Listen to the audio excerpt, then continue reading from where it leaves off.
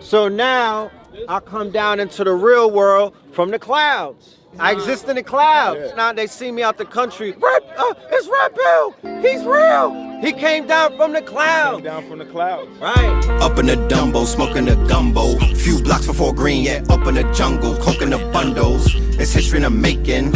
I'm popping like fish to the grease and the bacon. My bitch is Jamaican. United we stand, dividing these bands. They hide in their hands. I'm riding in vans, slide through your land. Hopping the sprinters, tour of the underworld, popping the minter. Land of the turtles, I'm popping that splinter. Watching the snowfall, dropping the winter. Dodging the pitfalls, watching this bitch fall.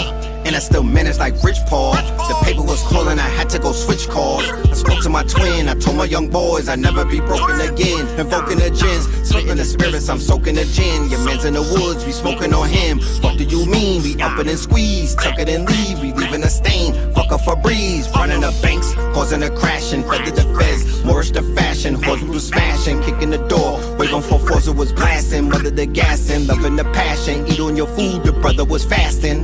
The weapon that formed against me was me. Perfected the storm as Bentley receipts. Washing the benches, we rinse and repeat. Sanctuary of self, I'm centered on me. Red is the pillar, I'm pushing the piece. Higher the level, I'm pushing the keys. They going for 19. The summer is mine, I'm going for 19. Thunder and lightning, flooded a brightling. The hunger was biting, biting. Do not allow anything to take you off of your school. Real. He came down from the clouds. Came down from the clouds. Right. Up in the Dumbo, smoking the gumbo. Few blocks before green, yeah, up in the jungle, coconut bundles. It's history in the making. I'm popping like fish to the grease and the bacon. My bitch is Jamaican. United we stand, dividing these bands. They hide in their hands. I'm riding in vans, slide through your land. Hopping the sprinters, tour of the underworld, popping the minter. Land of the turtles, I'm popping that splinter. Watching the snowfall, dropping the winter. Dodging the pitfalls, watching this bitch fall. And I still managed like Rich Paul. The paper was calling, I had to go switch calls. I spoke to my twin, I told my young boys I'd never be broken again. Invoking the gins, smoking the spirits, I'm soaking the gin. Your man's in the woods, we smoking on him. Fuck do you mean? We up it and squeeze, tuck it and leave, we leaving a stain. Fuck a Febreze, running the banks, causing a crashing. Feather the feds, Moorish the fashion, horse was smashing, kicking the door. Waving for force, it was blasting, mother the gassing, loving the passion. Eat on your food, the brother was fasting. The weapon that formed against me was me. Perfected the storm as Bentley receipts. Washing the benches, we rinse and repeat. Sanctuary of self, I'm centered on me. Red is the pillar, I'm pushing the piece. Higher the level, I'm pushing the keys. They going for 19. The summer is mine, I'm going for 19. Thunder and lightning, flooded a brightling. The hunger was biting, biting. Initially in 2005, and I was being heavily. Kings County was founded officially in 2005, and I was being heavily influenced by the culture that I was seeing on 125th Street. I was beginning to have a second cultural awakening. I was also immersed into consciousness. So as I was learning more about myself, I decided that I wanted to look like how I was thinking. All of these things began to activate like ancestral DNA. I began to have visions and dreams. So the vision that I had was a group of us walking down the street with King Tut on our chest. Same way that we would walk 100 deep with the big horse, Ralph Lauren, the cookies, you know, the Silk Crest, you know what I mean, the Ski Man, the Suicide. We would rock all of these iconic polo pieces and Ralph Lauren couture. So I'm like, what if we had the same thing, but it was images and motifs of our ancestors. Hey yo, we got it going on. I bring my together, we transform and become the Voltron. Yeah, we hit a right all our wrong. Hey yo, we got it going on. My name is Jarrell Shaw, aka Quality, spelled differently but meaning the same. I'm here to promote my book, Quality Words to Self, to help a person understand the life that they have inside of them, the life around them, the life they come in contact with. The poetry book of the decade, Quality Words to Self, because it's all about quality over quantity, and every single one of us and everything has a certain quality within us that makes it and us what it is, right? So please purchase Quality Words to Self, available at Amazon, Ex Libris, and Barnes & Nobles. With all further ado, tap in. No doubt. No doubt. Healthy so you can get wealthy with True Health Love. We got everything that you need in terms of getting your body right for the fall, for the summer, just everyday wellness. We got herbal products. We got Sabi-inspired meal preps. We got juice preps. And we also have our soul food takeout spot in Southern California. That's right, Alkaline Soul Food in Southern California. Come on down. It's nutritious and delicious. Get healthy so you can get wealthy. TrueHealthLove.com. Peace. Peace, family. Peace, peace, peace to you and yours. Peace to you and yours. Welcome to Know the Ledge. You are now rocking with the best. Yes, this is your host for the evening, Brother Red Pillar. I do have a special guest that's going to join us tonight. My good brother RAS Ben. He is going to be pulling up, and we're going to be discussing his new book, his new tome, entitled The DOGON Mysteries. All right. So make yourselves comfortable. We're about to do roll call. Before I continue, I'm going to have a word from our sponsors, and that is Patreon. We'll be right back. Peace.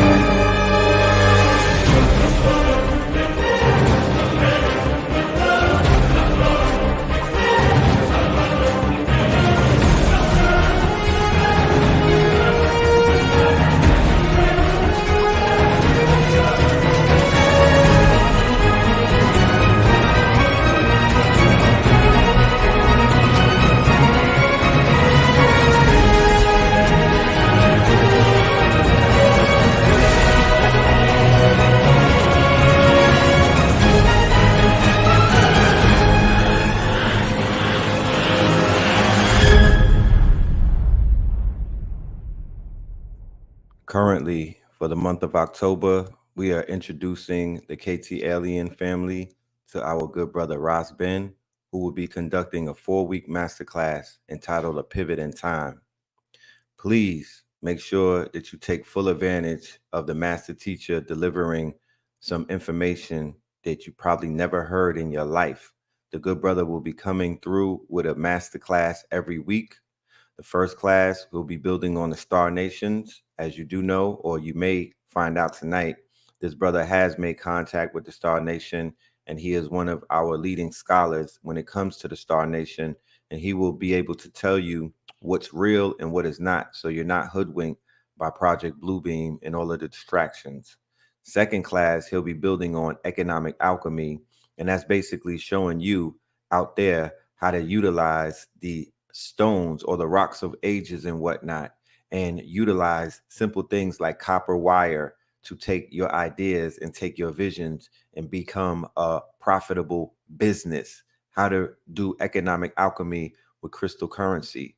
And then we're going to get into the Dogon mysteries, the quantum quickening, amongst other things that our good brother will be breaking down. His first class is tomorrow at 8 p.m., October the 4th, only on Patreon for the Citrine members. Okay. And then, of course, we have 40 AIs in a Mule, the 4-week masterclass by Brother Red Pill. We already started class 1. Next Sunday will be class 2, where I'll be taking you through the AI toolbox. All right. There are hundreds of apps that you can utilize to both enterprise, create, and do everything that you need to do in this new world that we live in. The 4th industrial age is amongst us. All right. So make sure you tap into the Patreon. Shout out to all of my Patreon members. These are only for Citrine members only. Okay, that is an exclusive top tier membership only for Citrine members only. Okay, so make sure you tap in. Peace. All right. Okay. So let's go ahead and let's do the roll call. All right, let's see who's in the building and whatnot. I know that we got Jamaica in the building and whatnot. Shout out to my Jamaica Massive and whatnot. Shout out to all of the family in the Caribbean. Peace, love, and light to y'all. Shout out to the family over there in the UK. Shout out to the family over there on the continent, the African family and whatnot. Shout out to all of y'all and salute. You know, keep doing what y'all doing. It seems like a lot of people are tapping in with me these days from across the pond and whatnot and asking me, when are we going to be in the UK, and that will be very soon. We'll give you a date coming up very, very soon. We're in communication with some people over there as we speak. Florida in the building. All right. Shout out to Florida. All right. Shout out to Florida. Sanford in the building. Mount Vernon. We got Harlem in here. And we got DC. All right. We got PG County in this thing. We got Hollywood up in this thing. North Kakalaka. All right. We got Missouri. We got Florida. We got the Lou. We got Pennsylvania, Yonkers, and whatnot. It's a global affair. The family is here. All right. The galaxy of Brooklyn. You know what I'm talking about? Or the planet of Brooklyn. You know what I'm talking about? Bam up in this thing. You know what I mean? Yeah. DC, Mississippi, and whatnot. Yeah. San Francisco. Shout out to San Fran. Shout out to Cleveland. Shout out to Louisville.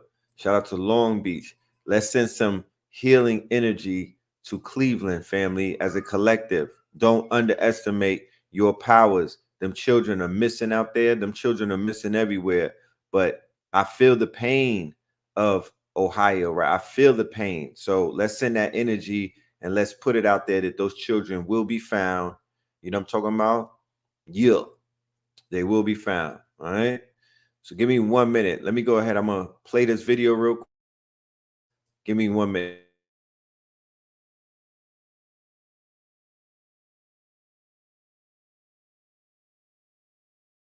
Now they see me out the country. It's Red Bill. He's real. He came down from the clouds. Down from the clouds. Right. Up in the Dumbo, smoking the gumbo. Few blocks before green, yeah, up in the jungle, cooking the bundles. It's history in the making. I'm popping like fish to the grease and the bacon. My bitch is Jamaican. United we stand, dividing these bands. They hide in their hands. I'm riding in vans, slide through your land. Hopping the sprinters, tore the underworld, popping the mentor. Landed the turtles, I'm popping that splinter. Watching the snowfall, dropping the winter. Dodging the pitfalls, watching this bitch fall. And I still managed like Rich Paul. The paper was calling, I had to go switch calls. I spoke to my twin, I told my young boys I'd never be broken again. Invoking the gins, spitting the spirits, I'm soaking the gin. Your man's in the woods, we smoking on him. Fuck do you mean? We up it and squeeze, tuck it and leave, we leaving a stain. Fuck a Febreze, running the banks, causing a crash and fed to the feds. Moorish the fashion, horse was smashing, kicking the door. Wave on 4-4, it was blasting, mother the gassing, loving the passion. Eat on your food, the brother was fasting. The weapon that formed against me was me. Perfected the storm as Bentley receipts. Washing the Benjis, we rinse and repeat. Sacred of self, I'm centered on me. Red is the pillar, I'm pushing the piece. Higher the level, I'm pushing the keys. They going for 19. The summer is mine, I'm going for 19. Thunder and lightning, flooded the bright lane. The hunger was biting, biting. Do not allow anything to take you off of your square. It's the same thing like what we see right here.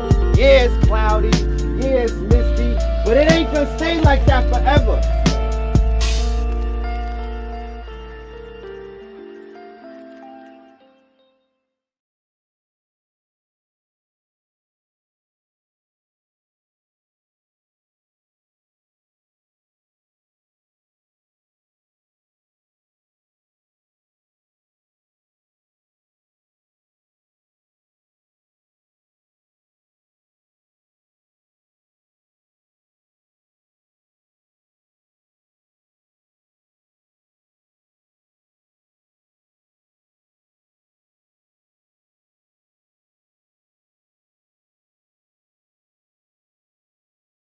All right. Yes, indeed. Shout out to House of Tunes. All right.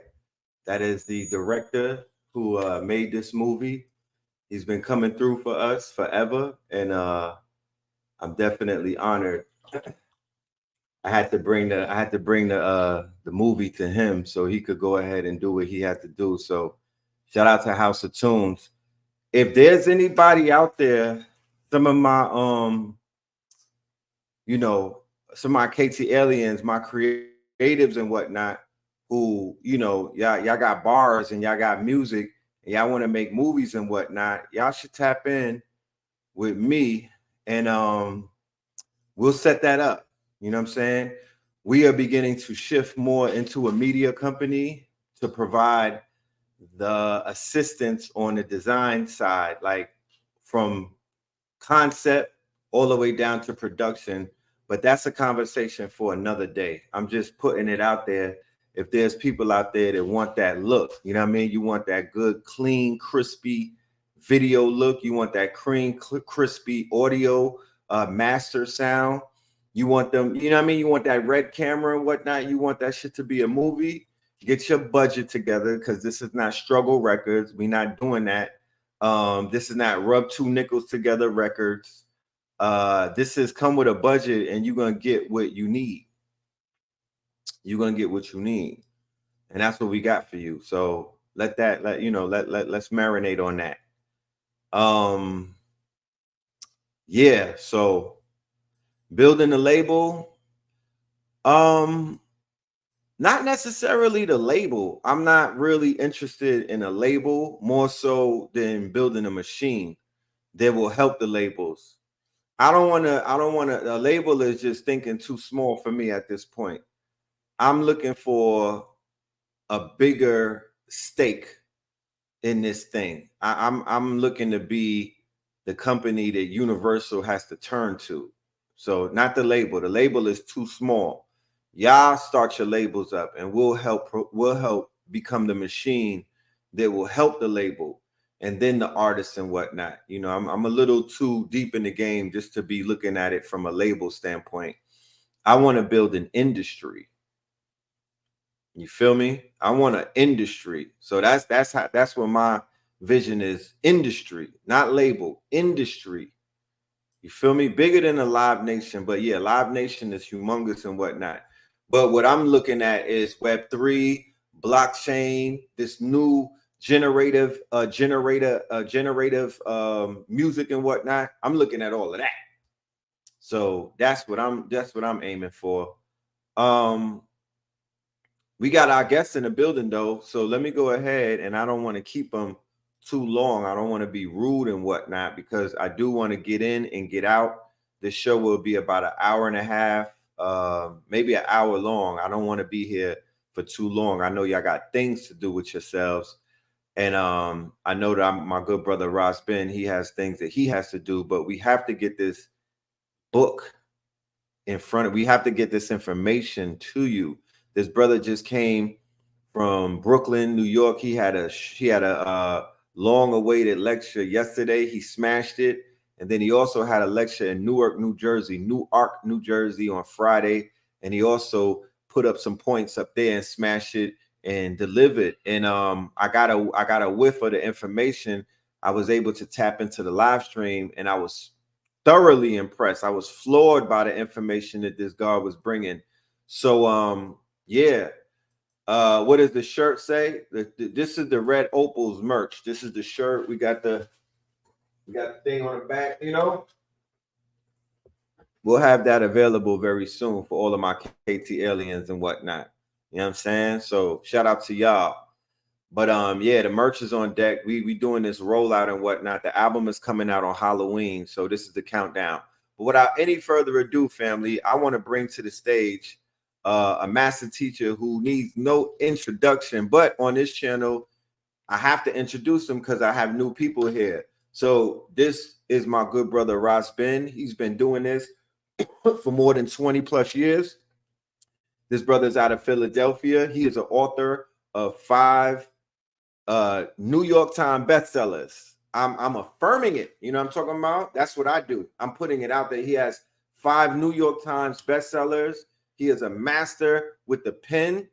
He has enlightened me on many different occasions about many different things, going all the way to the mounds, to the Dogon tribe, and then to the crystals, which you know I love the most. So without any further ado, I bring to you, brothers and sisters, our good brother RAS BEN. Yes, Yes, I. Yes, the red pillar. Yes. Stronger than 10 pillars. Yes. Big up. Yes, indeed. Big ups. How you doing, King? Hey, I'm thankful, man. That's right. You know, that's right. The solar rays was out today. It was lovely. Man, was it? Like I love the fall. Blue sky. Love the fall. Yes. Yeah. So I got out, got my charge. Just finished a little avocado sandwich. Yeah, I'm good to go, Star. I'm thankful. Could you do this? Because I did give you a great introduction, but there's no better introduction than the one you could give yourself. So for this new, I have a new audience. I have a few new people that have joined us and whatnot over the last few days and whatnot. So can you introduce yourself to my audience and let them know exactly who the good brother RAS Ben is? Well, only title I'll really claim, Star. I'm a 40-year student of history, mystery, and prophecy, you know? I've been studying this thing for 40 years, since the early 80s, you know? And, you know, like you say, maybe the last 20, I've been able to pen some, you know, scribe some works, scribe some books. And so, you know, lifelong learner. But the Most High has put me in a position where I was able to work directly with the youth in, you know, culturally centered charter schools here in Philly from the 90s to not too recent, you know. I'm not still doing that. But, you know, when you serve the community live and direct, ministering to the youth, administering to the youth, yeah, you learn the skill to be able to say it in a way it's heard, you know? So that's me, man. You know? I got, right, like you say, I got the names of my works. I'm probably most known at this time for Rocks of Ages. There's Yes, two editions indeed. of that.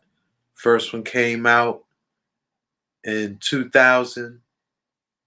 The new edition came out in '08. Then from there, we dropped The Great Mystery Philadelphia and its companion, Free Your Mind and Your Mind Will Follow.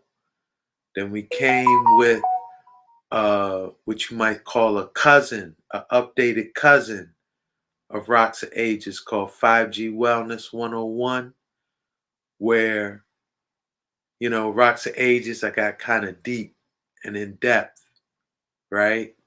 Might not be uh, relevant for people like, you know, they living in this 5G reality. They just need to know, what is 5G? Why do I need to be aware of it? And give me some basics that I could do to be well in this 5G reality, you know? So that's 5G Wellness 101.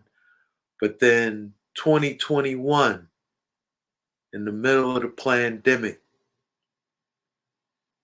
came out with a book that I have been percolating on for decades. And Rocks of Ages, a new edition, also has a lot of this foundational work in it. An attempt to decode the Dogon cosmology. Because, you know, we'll get more into it, but I just feel like it's irrelevant. Real quick. Is Yeah. that your artwork in the Rocks of Ages book? Is that your pen? What you mean? The illustrations that Cover? they have. There's a Several. character. Nah, you know who made that you talking about the brethren with the chakras and everything? Yeah. Nah, that was a good brethren of mine. That was fire. See.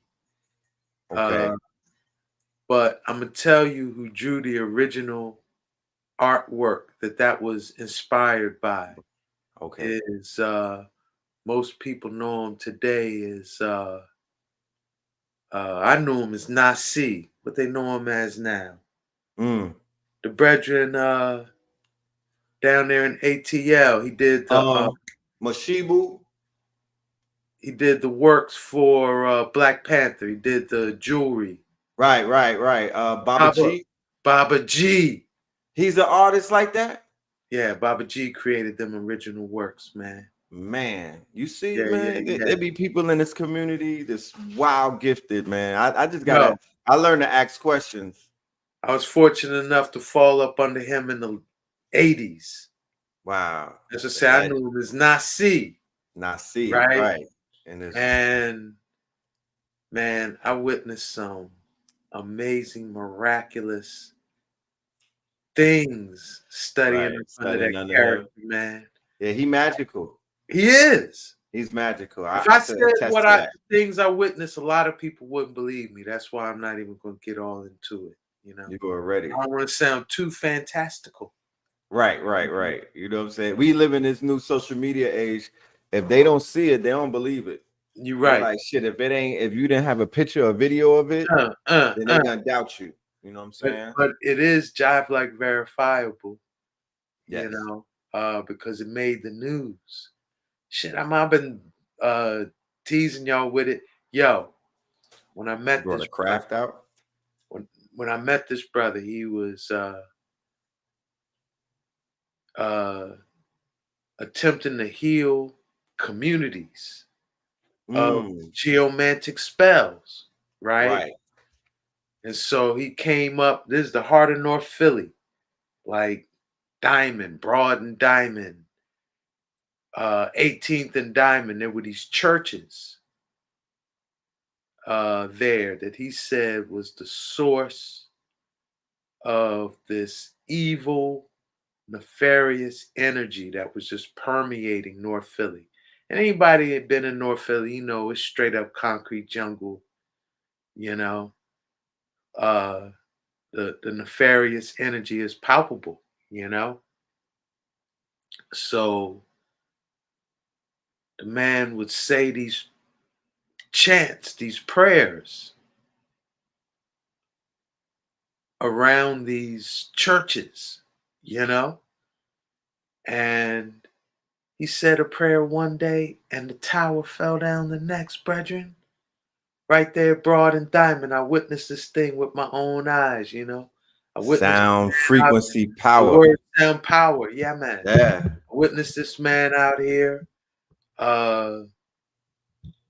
you know, cleaning up the atmosphere, right? Then the next day, bam, the whole tower on the church, the whole highest steeple thing just crumbled. Look at that. So salute, Nasi, salute, Baba G. You know, I'm gonna run up on Baba G at the mall. He's right down the block at Black Wall Street, the new Black Wall Street, doing his thing and whatnot. So, all right, yeah. Pull up on the brethren. You could tell him I'm, you know, and that's the thing too. I was a young brethren. I was young. I was like, you know, what, 20s, 20s. A young Padawan. I was a young Padawan. Yo, you know, people. I've been learning your story though, Ross. I've been tapping in with you and learning your life story, and I'm very, very like it's so descriptive that I would love to see some type of documentary on you, bro, because your path is like others' paths. Like it's relatable. You feel me? The fact that you went to the gym show, you wasn't into gyms, and then they made you sit in and listen to it, and then you go home and you have dreams about the gemstones. They come to you. Your DNA was activated. Yeah. So those dreams or those visions as the quartz crystals in your blood saying, and that's your ancestors just bringing you. And then it brought you to write that tome because the elder was like, write a book. You know what I mean? Yeah. You had all of those flashcards and they was trying to catch you out there. Like you ain't know what you talking about with the stones and whatnot. And I didn't. I know, but then look at this. Look how, and this is a telltale sign. And the reason why I say documentary, because there's a RAS BEN out there right now who got 1 foot in and 1 foot out, but he's having visions. She's having dreams. She doesn't realize that her greatness awaits her or him, but it's that step towards your greatness, because greatness is just not going to come to you like a pair of pajamas while you're dreaming about it. You have to get up and walk towards it. So the fact that now because that book, Rocks of Ages, it did something for me, bro. When I got to the point where you were talking about the rocks for specific energies, grounding, or the ones that you wear when you want to be lit and whatnot, I took all my jewelry and switched it up because I was like, I'm walking around just with all of these rocks on me, right? And they canceling each other out. Yes. So I had to rearrange my connection. I did silver and copper. You know, I made myself a conduit. You I, I, alchemically. I alchemically shifted. Yeah, yeah, So yeah. your book was like a tome, like a Bible. And Uh, the irony of it is when I'm listening to your creation myth, I'm like, wow. So he didn't even. I'm thinking you was born with it. Like you've been running with the stones from day one. nah. Like So what you're yeah, saying, right? There was this elder in DC. His name was Jertha Love. it's who? Very Jertha Love. Jerk for love. Salute. Very important uh elder in DC in the 80s. He was Dick Gregory's mentor. All right. And then there was a next brethren named Keyboy Bay, who was Dick Gregory's chef. Dick Gregory came to DC. This man was preparing his food. So I fell up under them.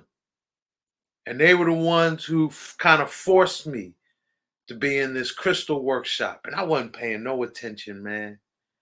You know? But you're right. That thing, Jertha Love's wife, afterwards, had us all circle up.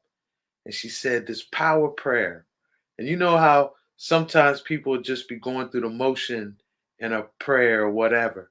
But then sometimes you hear a prayer and you feel that thing reverberating in you, you know? I went to a Trinidadian funeral, Uh, and they gave me what was called a book of hymns. uh, I mean, I used to go when I'm not a church person, but my experience prior to that was like the Baptist, thing. I didn't have a book of hymns. Man, I walked out of that funeral ready to go back up in the church. You know what I'm talking yeah, about? yeah. Like So you they know was what speaking it to is. she was them songs was activating something in me. I That's promise you. that's how this prayer hit me. Yeah. And yeah, man. Right. I got so obsessed with crystals. Now by this time I'm 34 years into my marriage right now. Mm-hmm. But this was the earlies. This was like the first year, firstborn, Right, right? right. And the funds was, you know how that is in your Right, right, 20s, you building. Yo, my shit was right, clean. The dollar was right. clean. Tight. So it was like I'm gonna start selling crystals to Right. pay for my crystal joint, Yeah, Crystal Jones. right? And right, I'm bam, right. Malcolm X Park, DC, African Liberation Day. I got this, I call myself like, I'm flossing out here, right? This elder walked up to me, said, "What's this got to do with African liberation?" Man, nothing to say, brethren. I used to That get that on 2/5 too. that's what put all this in motion. I had to have some next time an elder came up, Right. I wasn't gonna be caught With my pants like down. lacking. Yeah, yeah, 'Cause yeah. that's like Nas ether. It's Uh, people don't realize it. You uh, you go to sleep with that, and you could wake up with that shit on your mind. Like, did I just drop the ball? Did yeah, I yeah, mess up my chances? Because the elder done spotted me. yeah. You know, So I give thanks, man. I give thanks for that inspiration. no And doubt. Look, I look at had this. no idea where it was going to lead me, you Facts. know, but I'm thankful I'm here. Look how the ancestors work, Ross. Mm, Somebody said, remember Black and Nobel on Erie Avenue, Ross? yeah, I was just telling you about that, man. That's what I said. I miss them boys up here. They on South Street now. And Listen, big up. That's a come look, up. there was a time, 2015, I went to Black and Nobel on Erie to do a lecture, and they had a snow apocalypse. Uh, So the whole I city know it's was shut cold as down, and shit it up was in it that was cold store as a too. MFR. I spent the Uh, night in Black and Nobel. oh, Smitty's. I got the full Philadelphia experience. Yeah, yeah, And yeah. I woke up in the morning and went right downstairs to where they got the little coffee shop on the corner where it's Right, active. right, right. I was Oh yeah, hot soaking top. up all that. Yeah, I was looking for Beanie Siegel, bro. I know you were. I really was. Uh, uh. But Black and Nobel being in the hood like that was a very I love them there too. Yeah. I love Yeah. them there too. That was a big chapter in the Yes. Great Mystery Philadelphia, because in the earlys, when this was pre like, well, I guess it was Amazon book ordering, but you know, I wasn't built. This was in the earlys, like the early 90s, where I don't know, did I have a home computer? Did I have internet? I don't even know. But in my studies and wanting certain books that, you know, more time you had to have someone order them for you, Order, right? Because we right? wasn't big on waiting for the delivery. Remember, they wasn't doing 1 day and 2 day orders like that. Nah. So people were not really big on ordering books when you could go to bookstores prior to Amazon's takeover. There was not a lot of bookstores, but there was a substantial amount of physical books in the streets and in the stores that you could kind of go places, because we would come to Philadelphia, me and A.A. Rashid, right there in Union Station, where the elder was at, who had a whole Oh, library. yeah. I know you're talking about. Man, That was Reading Terminal. right. Look, people But is out here telling us, let's get it on with the Dogon. all right, All right, just to send a see cash that app. thought, right? Nah, because they talking slick. Who 'Cause worked? Guess who was working at Black and Nobel at that time? you? Noble Ampu. Oh yes, I remember. Noble Ampu. Noble Ampu was in That Black was and my Noble. link. That Yes. was when I first linked with Mhm. Noble Ampu. Right. And yeah, man, that just set a whole chain of events in motion that He came up by working in that store. had a big part of the Great Mystery Philadelphia, you know? Oh, yes. Shout out to Noble Ampu, who was very instrumental in our earlier days coming through Philly and whatnot. The brother was Yeah. very, very instrumental. Shout out to him.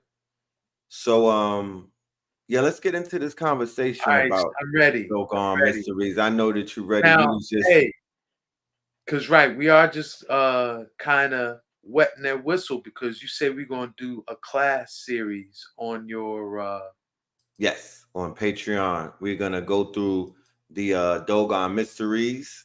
all I right. think that will be our first one. All right. Okay, that'll be our first class to wet the whistle of the people. We're gonna wet the whistle tonight, but we're gonna go deep diving on the Dogon Mysteries. We're gonna unpack your book. We I think every class for the 4 weeks is one of your books, and we'll be unpacking each one of them. We'll be doing deep dives. There'll be And I encourage, I encourage all my patrons. I think we'll have a discount code maybe for the students so they could get access to the literature.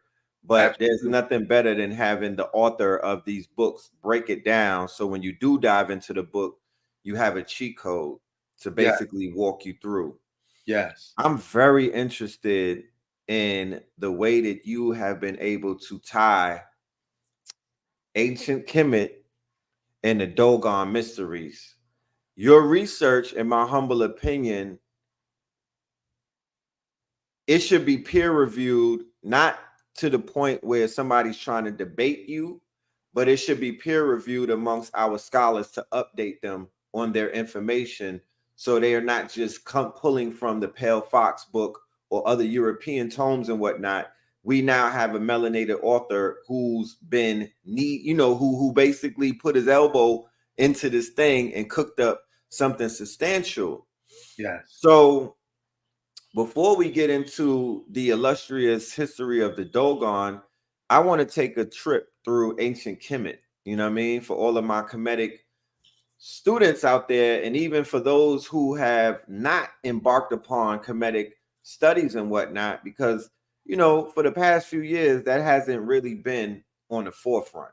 And we always have to keep people, and one thing that I do say for the community that is known as the set tripping community, right? Not the conscious community, the set tripping community, where they negate their blessings because they be set tripping.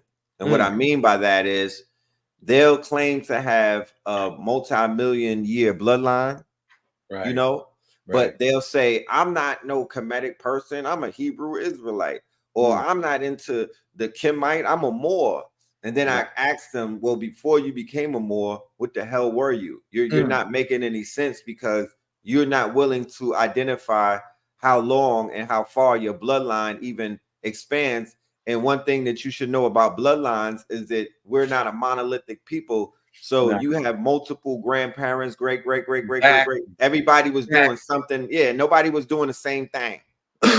You can't tell me it's a rare person amongst our community that don't have ancestries on both sides of these waters, man. Hell no. Right. So they indigenous? Yeah, you indigenous. Yeah. Yeah, but guess what? You got some old world in you too. All over you. Might be from Europe. It might be from what Germany, Africa. Yeah, Portugal, yeah. Brazil, Yeah. Africa, And one don't Antarctica. negate the other. That's how we put knots in our DNA. Yes. And I'm here to encourage knots and twisted by wanting to fight and argue about which ancestry you are. It's a blood clot. And in the process, negating the next one. That their experiences, the genetic code they have, it's a part of all that. Right. You building walls so that information won't even flow through your veins. Nah. So my paradigm with that is both and. Right. It's both and. And then, like you say too, if you really study the Dogon and you study them Anasazi cultures in Southwest, same architecture. The Kachina in the Southwest. In the Southwest, right. Look like the garb the Dogon would wear in the Sigui ceremony. Right. Yes. You know, come on, man. Yes. You know, it's both and it ain't either or. That's right. And so the or, because now this is real. This is real. Like as far as that whole indigenous argument, right? The Nile is 30 million years old. Right. Nile River is 30 million years old. This river right down the street from my house, the Delaware and the Susquehanna River. Guess how old they are, man? 40? Nah. How old? 400 million years old, brethren. These are some of the oldest rivers in the world. So that is real. You can't tell me that doesn't mean 400 million years 400 old. million Those rivers? Yeah, man. The Susquehanna River, the Delaware River right here, up here in this region. Wow. 400 million years old, man. I need to go bathe in them waters, bro. Wow. I didn't know that. You want take your life in your own hand, go ahead, you know. It'll muddy these waters. Mighty waters. They've muddied them. Oh, they muddied them up. Yeah. You know, they polluted. They toxic. You know what I'm saying? But same way though, I hear what you're saying. But the point is that I'm making. I hear. How old is the Mississippi? Oh, that's a good question. I'd have to, you know. That's ancient too. Yeah. I'm not sure. That's a good question though. Right. But the point is, I hear the ones voicing like, yo, this might be the real old world. And, you know, this place has a lot to do with primordial humanity, right? I'm with that. But what happened in the Nile Valley in dynastic Kemet, the momentum of the historical events that were set in motion, right? We still live in them consequences, man. You can't not factor Kemet and the Niger River Delta, the Niger River, the Congo River Delta, right? You can't not factor them things, man. And if you if you do, you what I'm saying, you're only getting half the story. Half Yes, the yes. story that, won't What be told. So it's got to be both then. I'm about to do something that's gonna help my homeschoolers. I'm about to do something that's gonna help because I'm real big on feeding my creatives source material, right? Those who make video games, those who write movie scripts, the mind them who's into fantasy real heavy, right? But they paint the picture with our face. And also for the homeschoolers that are teaching these star seeds about who they are. I want to go and ask you, I want you to break down for us, right? So we could compartmentalize the epochs in a better way. Because when we learn about Kemet, a lot of things are all over the place and we're not putting it in proper context into the epochs. So I want to know from you, my good brother, what can you please break down the 4 epochs of ancient Kemet? Put them in the right proper perspective. So when we teach our young ones and when we teach young people, when we teach the students coming into this, we could really walk them through the different ages of ancient Kemet so they could properly have a clearer vision as to what's pre-dynastic, what's not, what's the Theban dynasty, what's the Osirian dynasty. So let's walk through the 4 epochs of ancient Kemet before we get into the Dogon, please. Absolutely, because it's all related. Yes, it is. Dogon record these epochs, and if you really wanna, like, part of what them call that crazy Dogon mystery, how the Dogon know about Sirius, and they these isolated tribe in the Sahara. What we really got to do is put Dogon history, mystery, and prophecy, like who they are, where they ended up in what modern day Mali, right? In the highland deserts of the Sahara. How, you know, what's up with that? We got to study what you would call the geochronology of the Sahara. That we know the Sahara today is a desert, but if you study Kemet, what them say is that there's a giant lake, a giant underground lake under the Sahara. In certain ages of the earth, that lake comes above the earth. It's all tied into what time does that occur? The Kemites recorded it with what they call the precession of the equinoxes, where if you observe the equinox sunrise, there's going to be a constellation behind it that it rises with. We're all familiar with that because, we want to say we're in the Piscean age. Well, that's what it means, that if we look at the equatorial sunrise, it's going to rise with the constellation Pisces in the background. Each of those ages where, the sun will rise behind one of those constellations that last about 2,000 and some change, like 2,160 years, right? And we're transitioning from Pisces to Aquarius, right? We all know that. Yes, star. Yes, yes. But Aquarian age. why did the Kemites record this precession of the equinox? All the other calendars that they kept, a Venusian calendar, of course, the solar calendar, the Sirius calendar.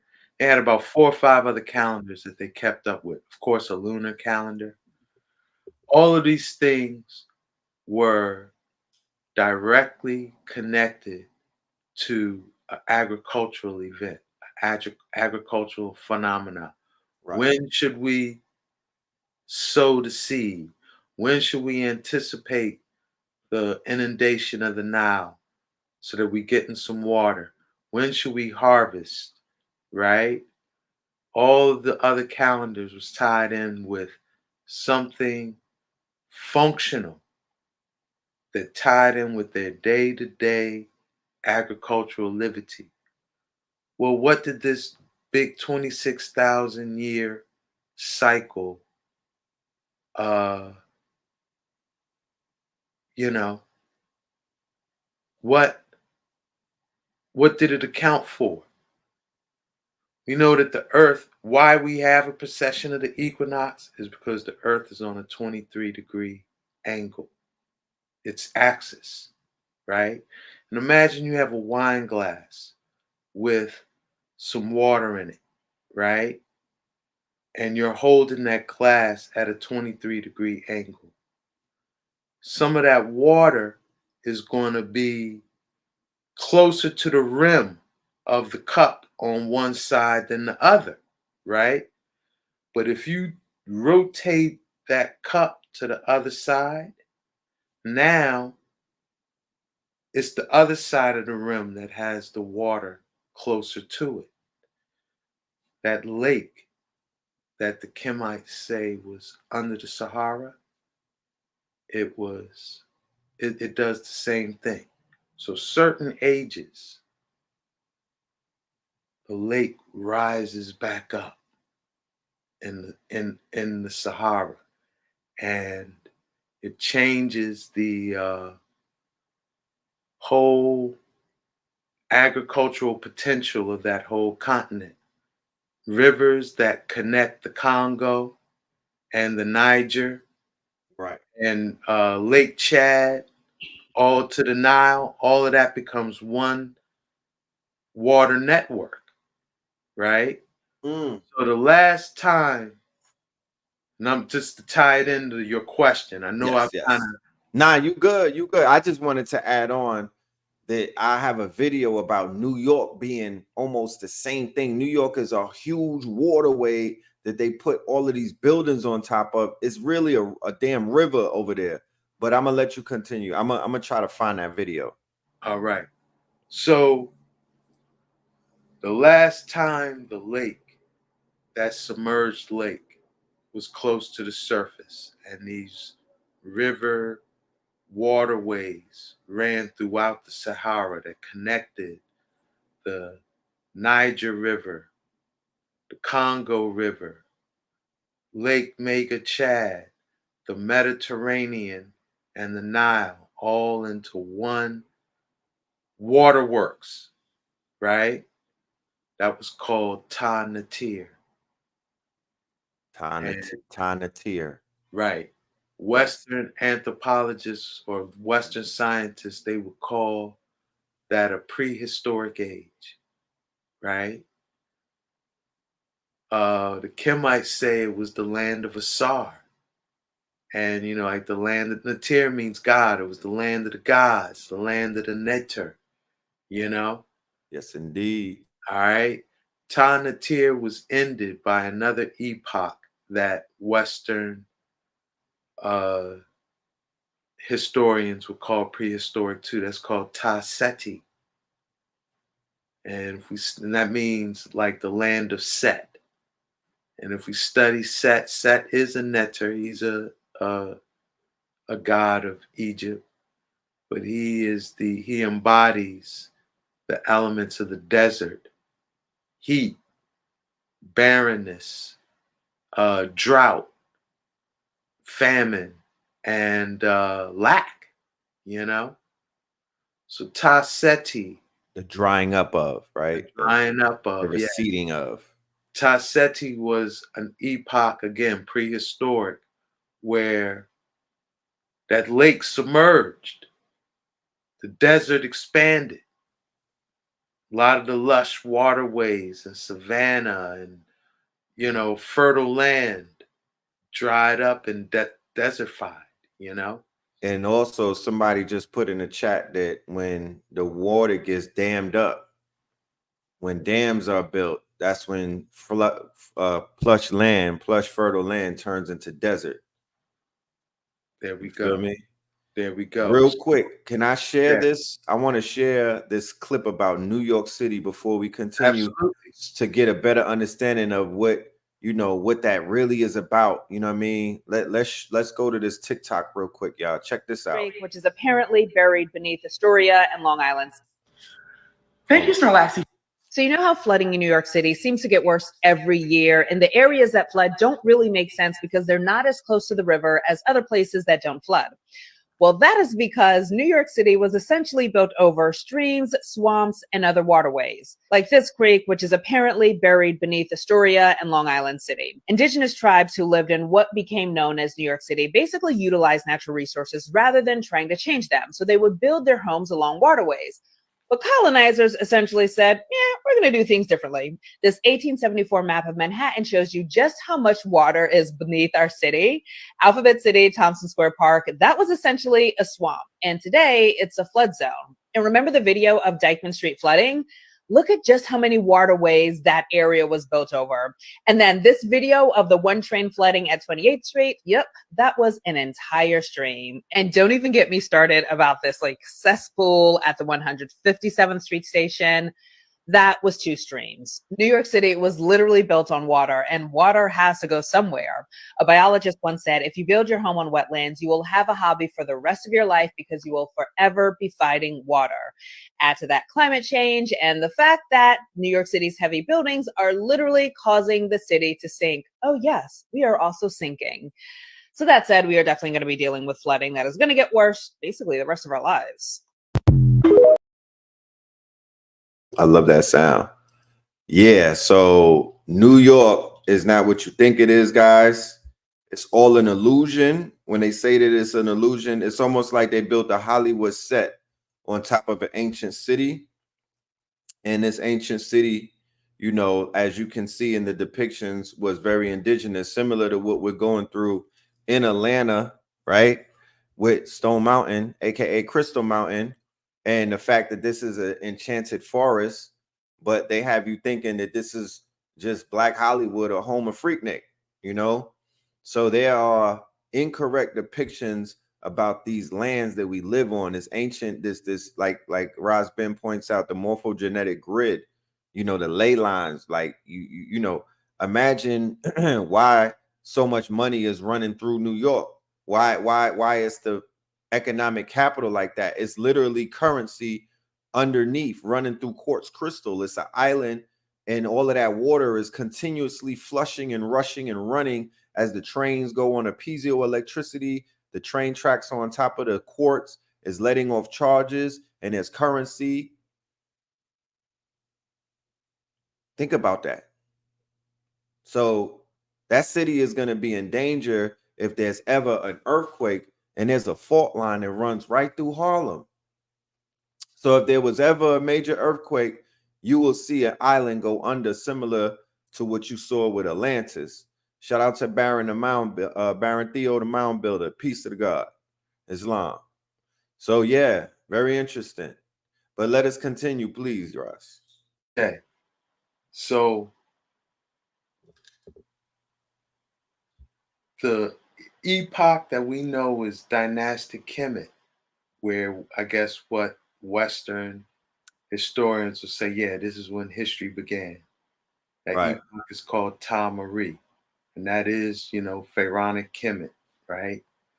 The Dogon record the history of pharaonic Kemet, but they do it in a way that's different than we are familiar with, okay?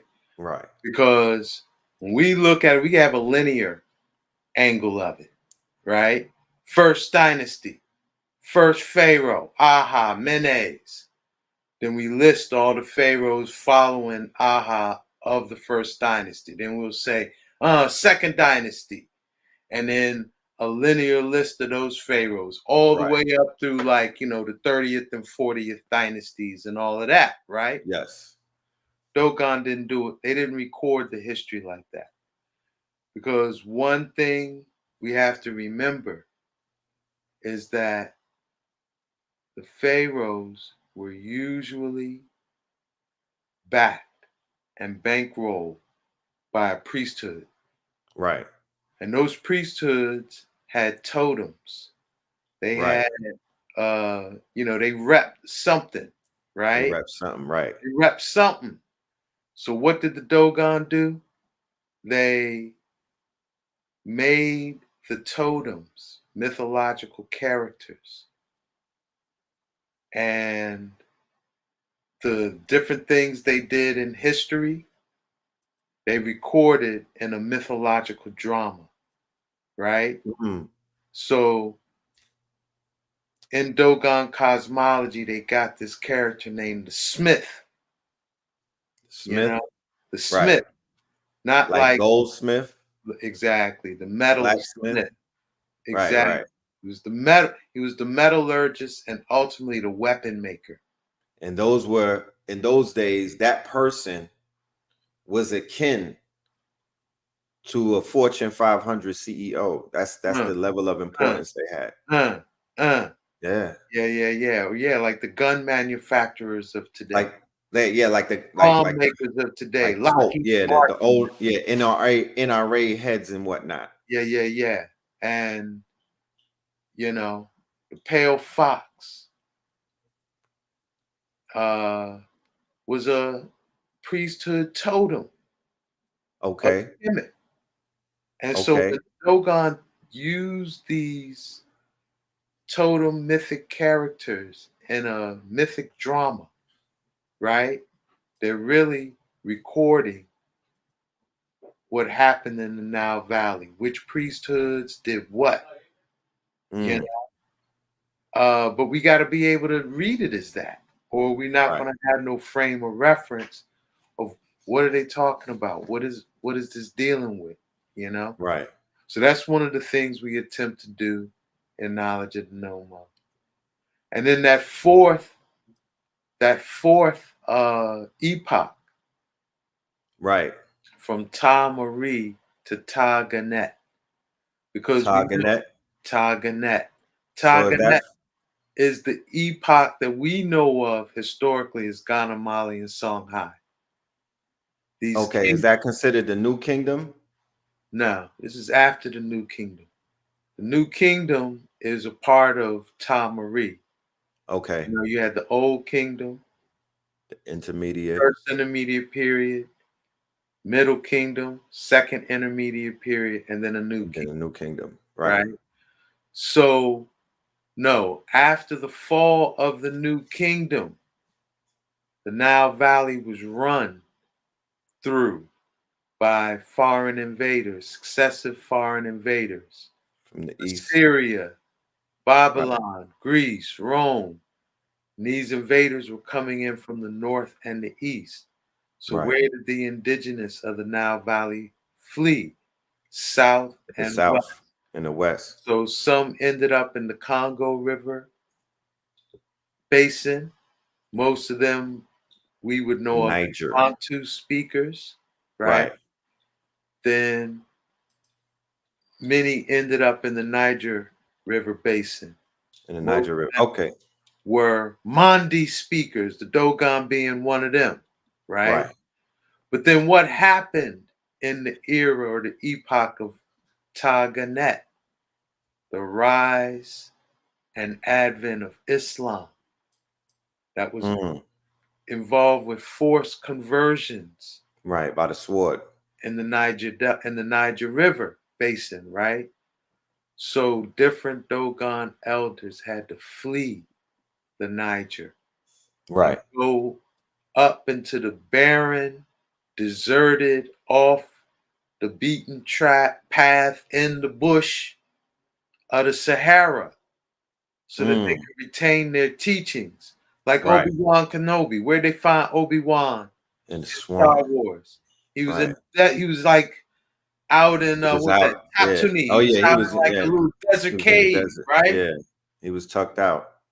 Because he couldn't be. What was that? He couldn't be in Corsica. He couldn't Right. be where the flow of Because they had the trade and Inquisition. information was. Right. Why? Because the Jedi was Mm-hmm. every time, brethren. Mm-hmm. But yeah. Just like in that Star Wars story, right? Obi-Wan had to flee. Right. Persecution. Same way with the Dogon. That's how they ended up in modern day Mali. So Right. in their ancestral history, Mali's a small chapter, Of you it, know? right. And they tell us all of this. They tell, Mhm. you know, that's one of the things, like the serious mystery, it ain't no mystery. What them Right. call the serious mystery, like how the Dogon find, all we really got to do is not use the prejudged. I see they jamming us up. I see they What? jamming us up. I hope you hear me. I hear you loud and clear. The prejudged, stereotypical Mhm. interpretations of African culture, and Right. listen to what they say. Yeah, you gotta Most throw that out. cosmologies, most indigenous cosmologies, and we can use the Bible as an example, right? Just because it follows this pattern too. Right. It'll have like a in the beginning where it talks about the Most High creating the cosmological reality, the visible universe Right. from nothing to something. From nothing to something. Then there'll Right. be another. Whoa. Okay.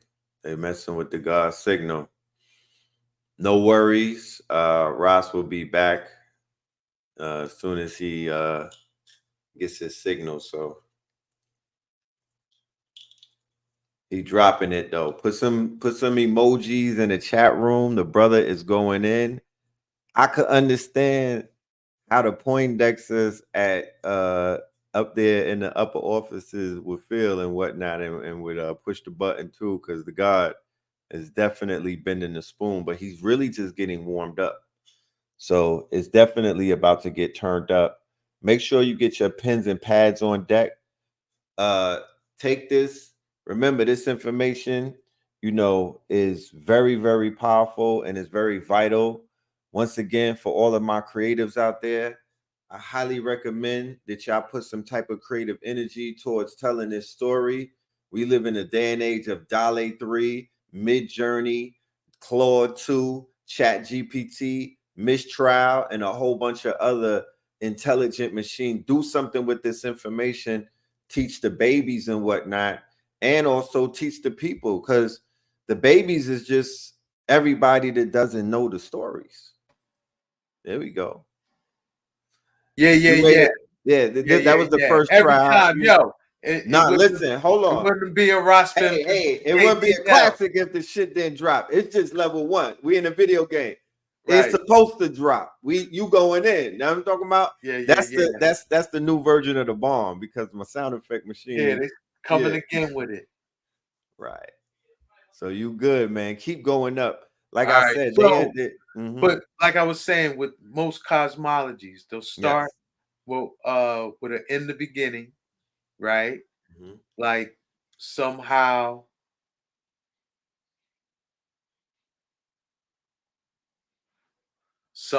like God makes, A the thought. He has a thought. He thinks the universe the into Most existence. High will make the visible cosmos something out of nothing. Right. Then you'll have another layer of the of creation, kind of like Earth solar system, sun, moon, and clouds, right? Right, like the layers. Then you'll have a listing of the ancestors, Right. Like in the Bible, from Adam to Ashkenaz, or Adam to Shem, or whoever, right? And the Dogon are no different. Right. Their cosmology is the same way. They started in the beginning. Right. And I don't know if they start with in the beginning, and then they lead all the way up to the ancestors that they record, leading them out of the Niger River basin up into, what's modern day Mali. So all we have to do is believe them and listen, listen to them and give them our unbiased ears, and they tell us who they are. It ain't no mystery. And like I said, they record the battles of Kemet. They just do it in a mythological drama, not a linear list of pharaohs. They also record the geochronology of the Sahara Desert, very much like, you know, the team they came from in Kemet did, which were the Thebans. And I'm not going to get all into that tonight. We're going to save that dimension for the class. But, you know, we don't want to just say like, oh, the Dogon came from Kemet, because there was opposing teams. There were polarized teams, polarized camps in Kemet. You know, so what team did the Dogon represent? That would be the Thebans. And that's very important. From Thebes. The ones from Thebes. The Thebes is the Greek name. I know some are saying, why are you using that name, Ross? I'm using it because it is the name this temple complex is most known as. It had two Greek names, Greco-Roman names, Thebes and Luxor. The word luxurious and luxury come from this temple complex. In Kemet, it was known as Ipet Isut, which means like most holy of places, most sacred of places. It was also known as Waset, which would kind of translate as place we go to drink knowledge, or place we go to school where we learn sacred teachings, you know? Right. So the Dogon preserved two, because like I said, Thebes is really a temple complex where there were temples for a lot of different netters within kind of like what would be a city, right? And they preserved two temple teachings there specifically. One is what is known historically as the Kansu Cosmogony. That is the script that has been translated off the meta nature of the Temple of Kansu, right? The other is the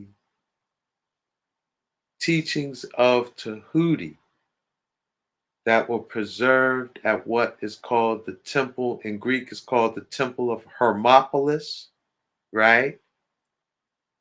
But like I said, it was the Temple of Tahuti.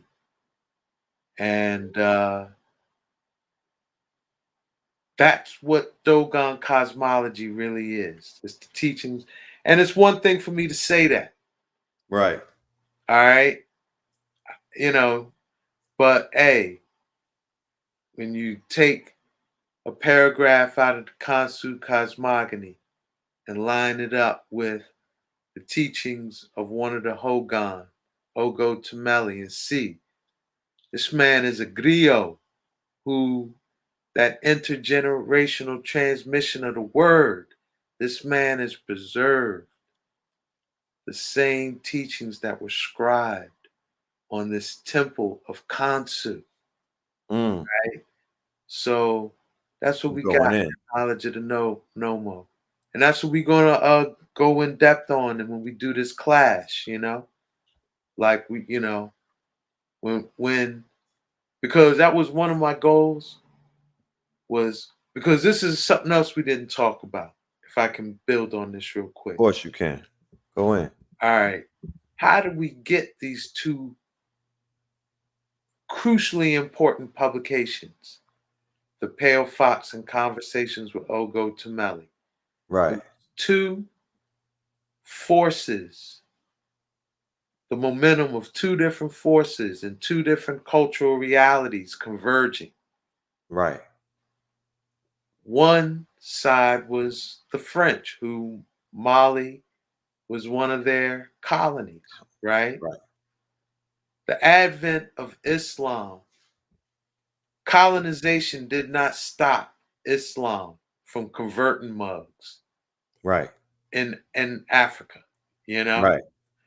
So the French colonizers, looking at the momentum that was going on, they were like, man, if we don't do something, the pre-Islamic mind of Mandi speakers in our Right. colonies, we're going to lose all of that. We're gonna Right. lose them. Right. So we know our track record. This made the French self-aware. They were like, we kind of know our track record. We know how our anthropological cross-cultural research usually goes. Right. Go in with a Western stereotypical perspective that if we don't check it, it's going to taint Mm. what these people know. Right. And we won't really get the Full. fullness of what they have to share. Right. Right. Two anthropologists who are known as Griot and Ditterling. You know, they spent over a decade with the Dogon. At their feet. Right. At their feet. On Like their the Greeks humble. did. And they attempted to be as transparent as possible. Just actually, to the best of their ability, record what the Dogon said in their own words. The other momentum that I think is more kind of more relevant for us, right? The Hogan, high priest, the council of the Hogan, who are like the, they're the priestly order in the Dogon community, Right. And yo, they got to go through mad initiation, brethren, for Mm. them to get their information. Right. The initiations ain't easy. They got this stone that gives them the custodian, like being custodian of this stone is called a Dagwe stone. It's Mm. what gives them the authority to sit in on the Hogan Council and officiate the ceremonies and the rituals and the works that these high priests do, right? Right. The way they get this stone, them have totems, right? Because there's 8 ancestral clans in the Dogon society. Okay. Each of them ancestral clans have a totem animal, right? When an elder Hogan, he feels his days of service is done, he's about to wrap it up, he's not going to be the Hogan no more, right? Right. He'll give the Dagwe stone to its totem animal, and that animal will take it somewhere deep into the bush or the desert and hide it. Mm. How do you become the next Hogan? What? You got to put yourself in that position where the totem will lead you to the Dagwe stone. Wow. And that's just one of the more, that's just like, an example. That's not the only Right. thing. That's not the only thing you got to do, but it's an example Of initiation. Right. Yeah, man, this thing, and it's, a decades long. A Hogan is prepared over rites of passage and initiations over decades, This ain't Yes. nothing, because to be custodian of these teachings, like I said, this thing goes back to Kemet. This thing goes back to Ipet Isut. This place goes back to Waset, right? So the initiations are designed so that once you're given custodianship of these teachings, you won't corrupt them. Right. And they won't corrupt you. Right. Important. Okay? Yeah. Right. Very important. So, with all of that being said, the Hogan Council decided, guess what? it's time to drop all the tapes. Right. It's time to Open up the rhyme books. It's time. And they dropped all the tapes. They dropped them. Not only to an uninitiated, right, but an uninitiated foreigner. Yeah. What the heck? What's that about? What's that about? That's a double negative. Why do I think? Why did they do that? Yeah. Because they knew it was going to eventually end up in the hands of a man like the Red Pillar and the Blue Pillar. And your audience. Right. Because that's the one thing I was saying to Nicholas, like, because, like, you know, this thing, I published this book in 21, right? But it was the middle of the pandemic. And then, you know, like many in your community might know, in 22, you know, I lost one of my youth. Yes. And that thing, you know. Yeah, I heard. What's that song? What's that song? Crane in the Sky. Crane in the sky. Trying to smoke it away and drink it away and sleep it away. Right. I wasn't my best self. Right. I wasn't accessible. And I wasn't in a position to really talk about no Dogon. You know? Yes. You were going through the dark night of the soul. There you go. You know? So now I'm at a point where I can, you know, all right. And then what? Cafunia Star Rebel and Ankh Rising Sun. Shout out to Come on now. Uncle Hank. You know what I'm talking about? Come on now. Shout out to Cafunia. Yeah. Bless me with this up there. You see it? Look, come on. I'm telling you. You know? We're so making they was like, proud. come on up here, Ross. And now post Nicholas, this is why I'm bringing this up. Yes. I see why now.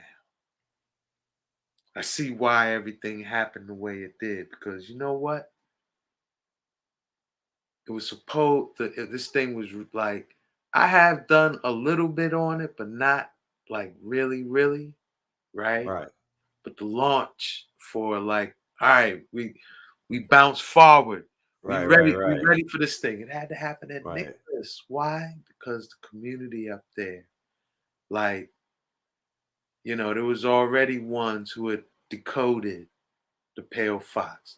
There was already ones up in there that knew Kemetic history and was grounded in that reality.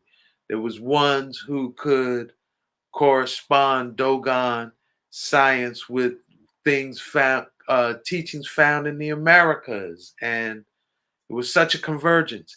And I will say, most of it is documented on Ankh Rising Sun's YouTube channel, Magnets, Crystals, and Pyramids. So if you want to check it, you know. Aikita, can you do me a favor?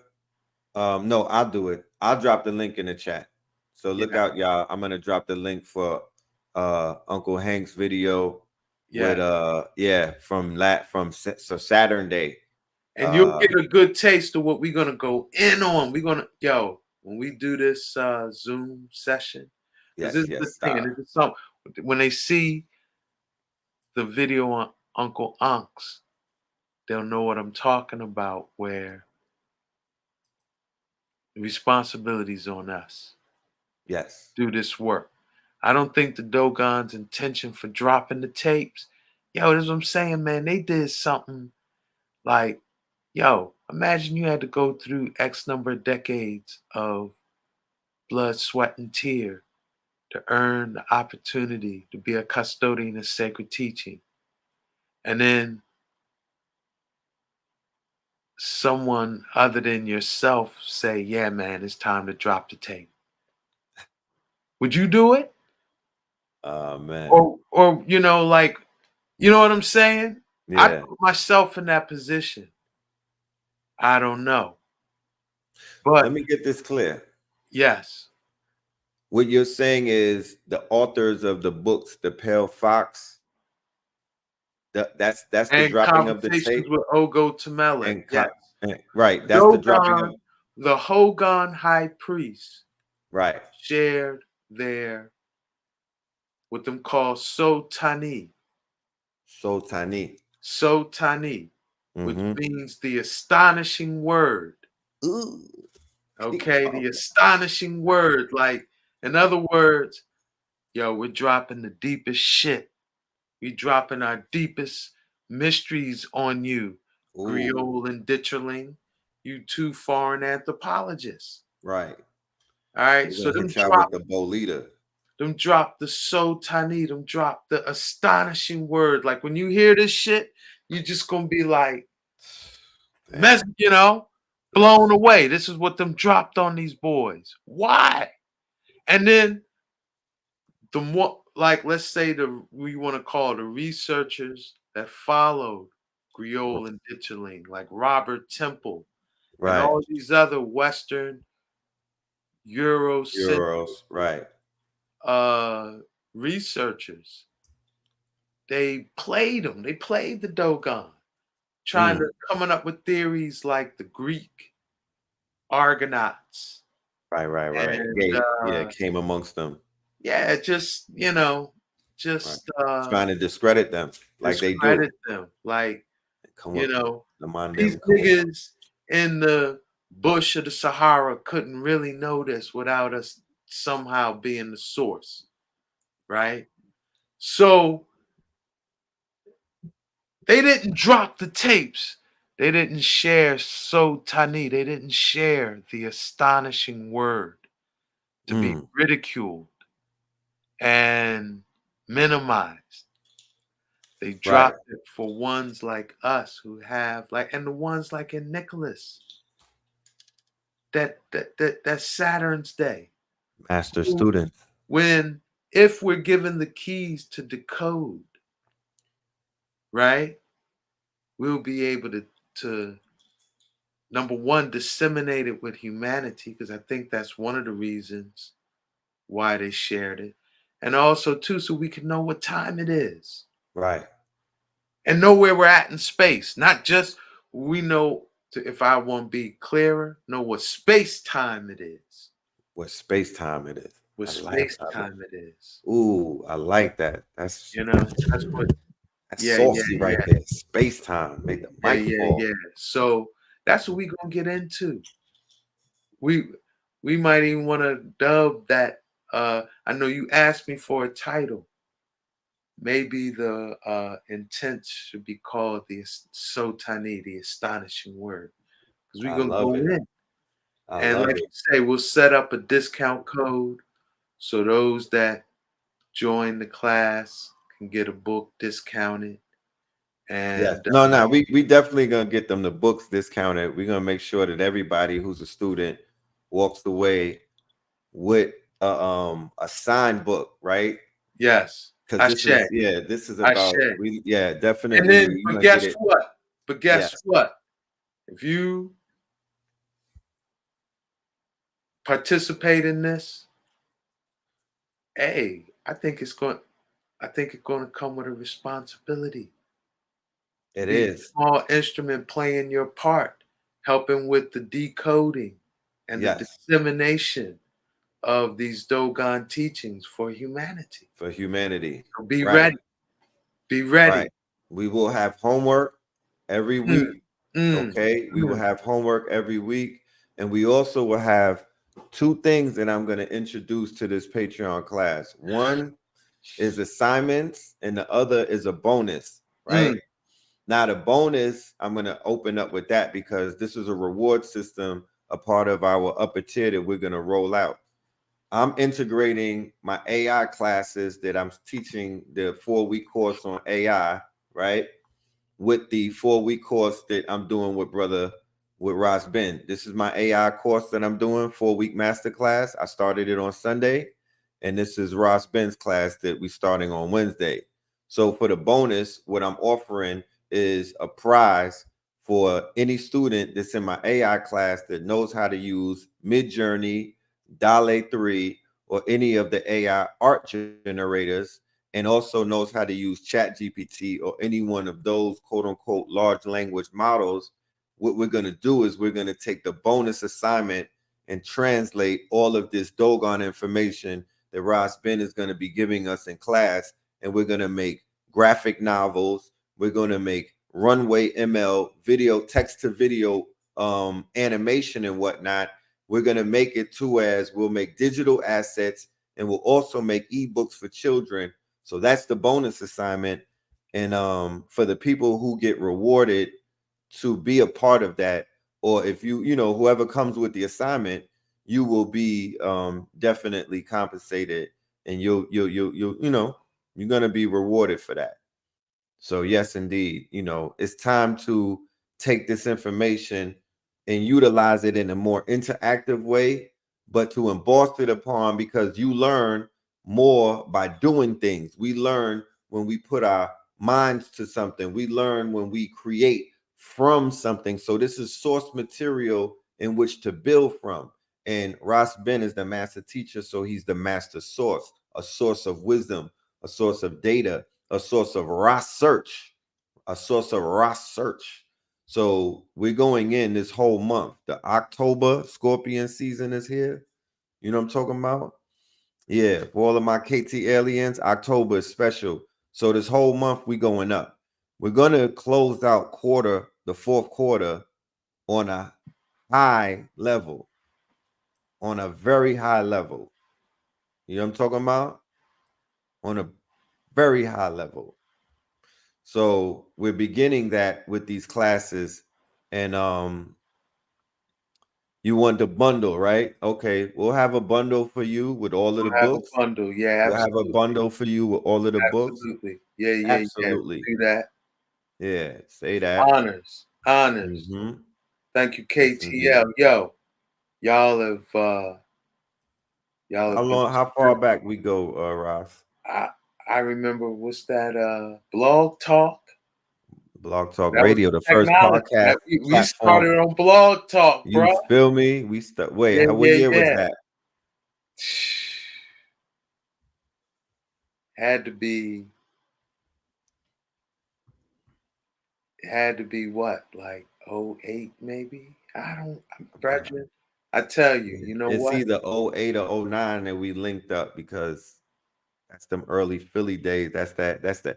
You know, if there's a golden era, if there's ever a golden era in consciousness, Yes. 08 is around. It was definitely in the 08 was in there. 08 and 09 was very instrument. Like I can remember the first day I met y'all. Right? We wasn't Talk doing about it. nothing That's an at that NFT. point, but we was in Harlem.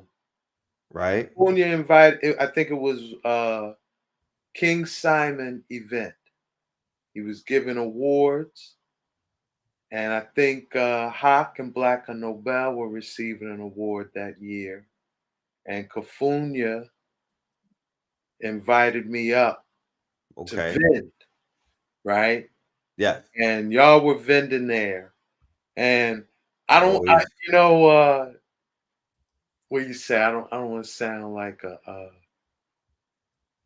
groupie and no shit, but I'm not gonna lie. When I saw y'all two, right, y'all had an aura, man. You did. You had a glow on you where I was like, who are these brethren? You know, and I could tell you were twins, and y'all, I think y'all were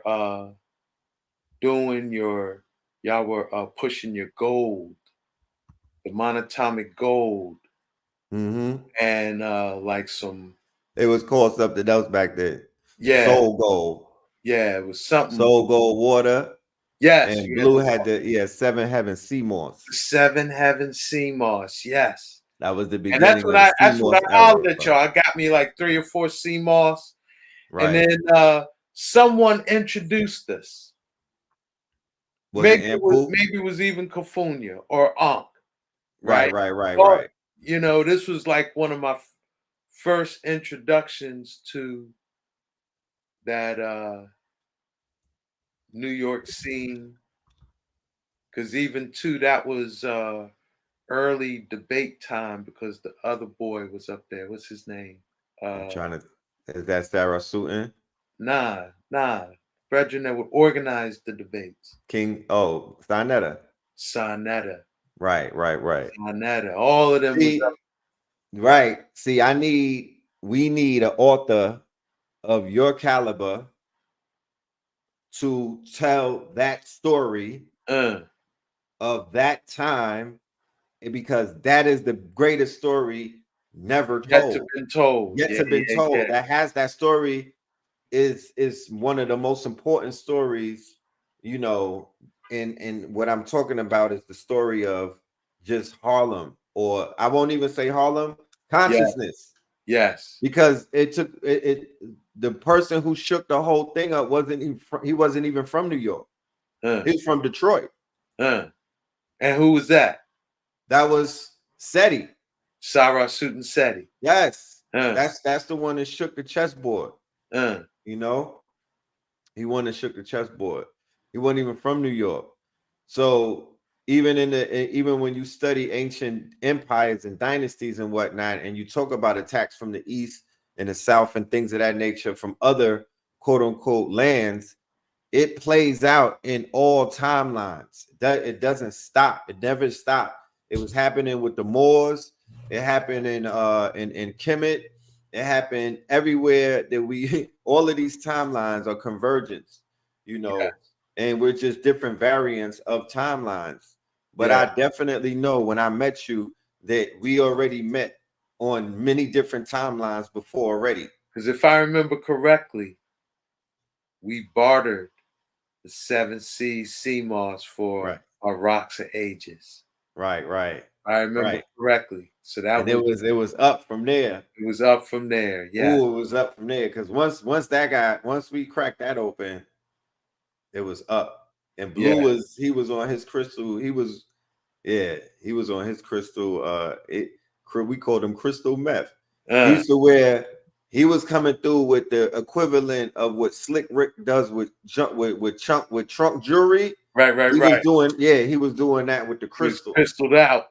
I'm talking about son was super heavy. You know, I was too cool for all of that at that point. Right. But then I like modest pieces. This right here is about as outrageous as I'll get, man. Oh no, I got very outrageous. It just took me a minute though. You know what I'm talking about? I got super outrageous.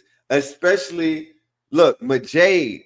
Let me go. I can just say that name, Majade, bro. Yeah. So you know what I'm about to show already. you. I know.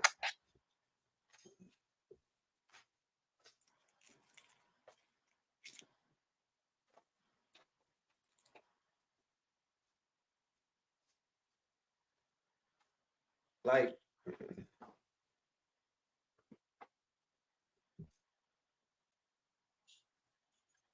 I don't even think people understand just how important certain things was. Like, I've still got it. I still got, but this is a talisman, y'all. Like, if this thing could talk right here, the amount of energy that's already absorbed in this is a relic from an era where this had millions of impressions around the world. You feel me? There's one little piece, but I know the power of the mineral kingdom and how this shit absorbs energy and all kind of stuff. Right. I could open a portal with this. You know, like I put in real work with this particular talisman right here. And when the sister gave it to me, yo, these crystals changed my whole life. They really made me tap into superpowers that I knew that I had, but the crystals, you know, it wouldn't have activated without me adorning certain crystals. But I wouldn't know how to put them together if it wasn't for rocks of all ages. I would have just been throwing shit on. Well, but you gave me mad formulas, bro. I promise you. I promise you. Before we continue, I want to still ask you something about the Dogon, because I got you know, there's some names that I'm in love with right now. Just the whole language of the Dogon and saying words that the Dogons use to activate certain DNA and whatnot. I'm glad that we got the book now so we could get more into that. But Sigitolo, because I'm into polo. When I read Sigitolo, I was like, that's fly. Like I could get with that. You know what I'm talking about? And then Po Tolo and Po Pailu. I'm like, yeah. Those are the names. Those are the names of that the Dogon attribute to 3 stars. You know, Three. Yeah, Western three. science has only been able to verify two. Two. Right. But the Dogon say there's 3 stars that the Sirius star system is a trinary star system. Mm. And Sirius is a very important star, just, you know, it's the second closest stellar system to our solar system, right? Wow. Okay. And one of those stars is a dark star, Right. Sirius B, what the Dogon call Potolo. And you know, dark stars they're more, even though they're more smaller, they have less volume, Right. but they're more dense and they have Dense. greater weight. Right. Right. So they have a greater impact on the fabric of space-time. Right. And neighboring celestial bodies will tend to orbit around them, right? Mm. Right. So you factor all that in, and this, you know, the Dogons say this in detail, right? The Sirius star system is, or Potolo specifically, is the axis of the world. It's the axis that everything in our quadrant of space-time orbits around, you know? Right. But Sigitolo is Sirius A, is the visible star Sirius, which is the 5th brightest object in our heavens after the sun, moon, Venus, Jupiter, which are all, you know, luminaries or planets within our system, right? The next brightest object is Sirius, Dope. right? So, and again, that's because it's so close.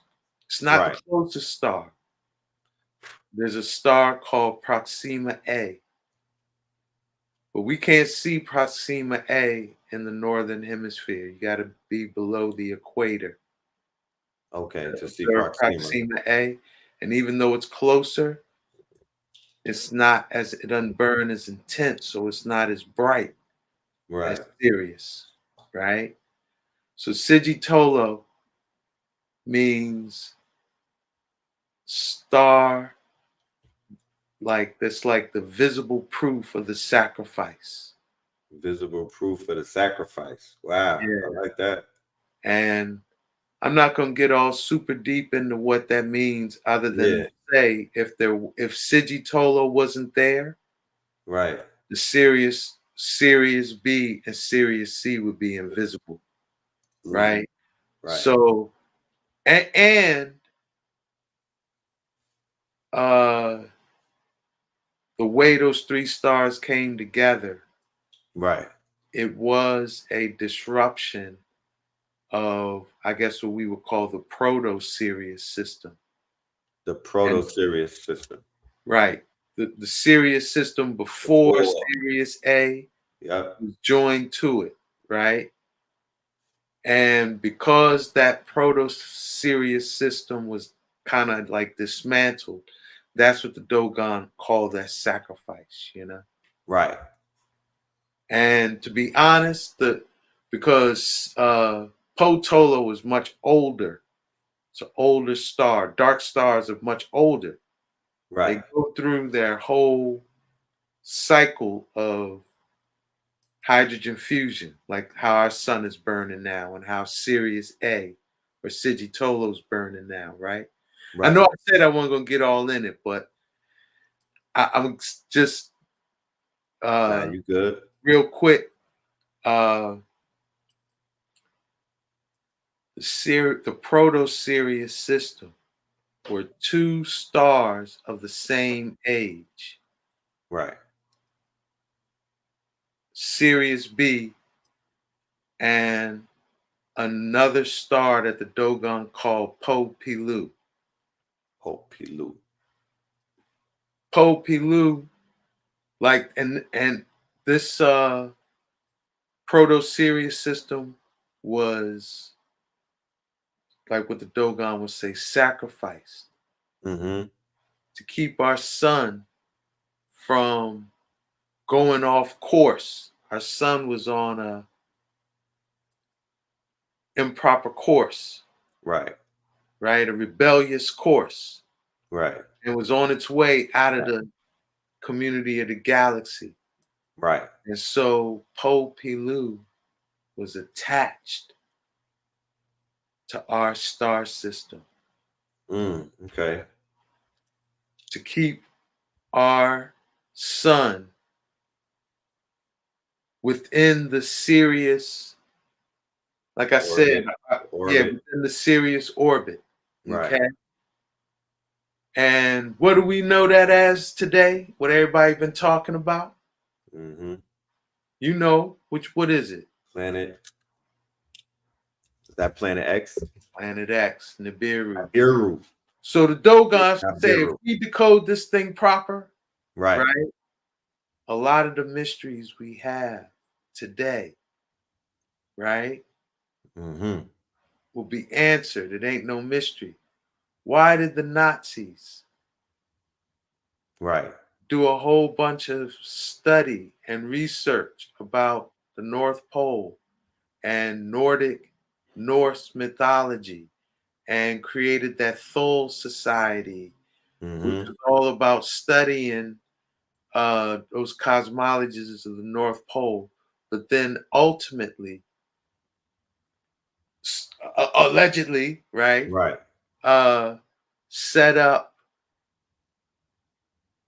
underground bases in Antarctica, in the South Pole, In the South, right? and supposedly found alien craft. Right. Advanced They're gonna break technology. all that down, man. Okay. They break it all down. Okay. They break all that shit down. Right. You So know? the Dogon knows about that. They know incident? all about all of that, man. Wow. They know all about, you know, they Right. know all about that, man. You know, if we're able to decode it, That's right. you know, and know what they talking about. So, which ain't easy. Right. I'm sure if So- any of y'all listeners out there have attempted to read The Pale Fox, they're gonna really appreciate love, knowledge of the Nomo, because that Pale Fox ain't easy, Right. you know. Right. Right. Somebody in the chat was asking about where to sign up for the classes. You see the ticker right here. It says Patreon Red Pillar, and I also dropped a link in the chat. Give me 1 second. All right. But yeah. I'm glad you got your channel forward too, Star. Oh yeah, we riding this thing. We're gonna turn this thing up. This is a new season that we here, and we have some real big surprises for our audience in terms of just, great content that's gonna be delivered. But this month right here, this October, I'm very excited. I'm hyped for this month. It's a good way to close out. They say it's not how you start the race, it's how you finish it, right?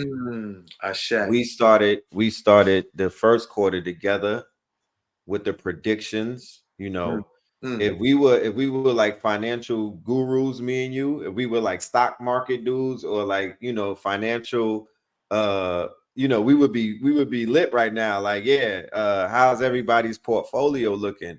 Because things that you were talking about in January that you were predicting when we did quantum quickening with you, and then we did another show with you talking about the quote unquote Philadelphia experiment, right? And the Montauk Project.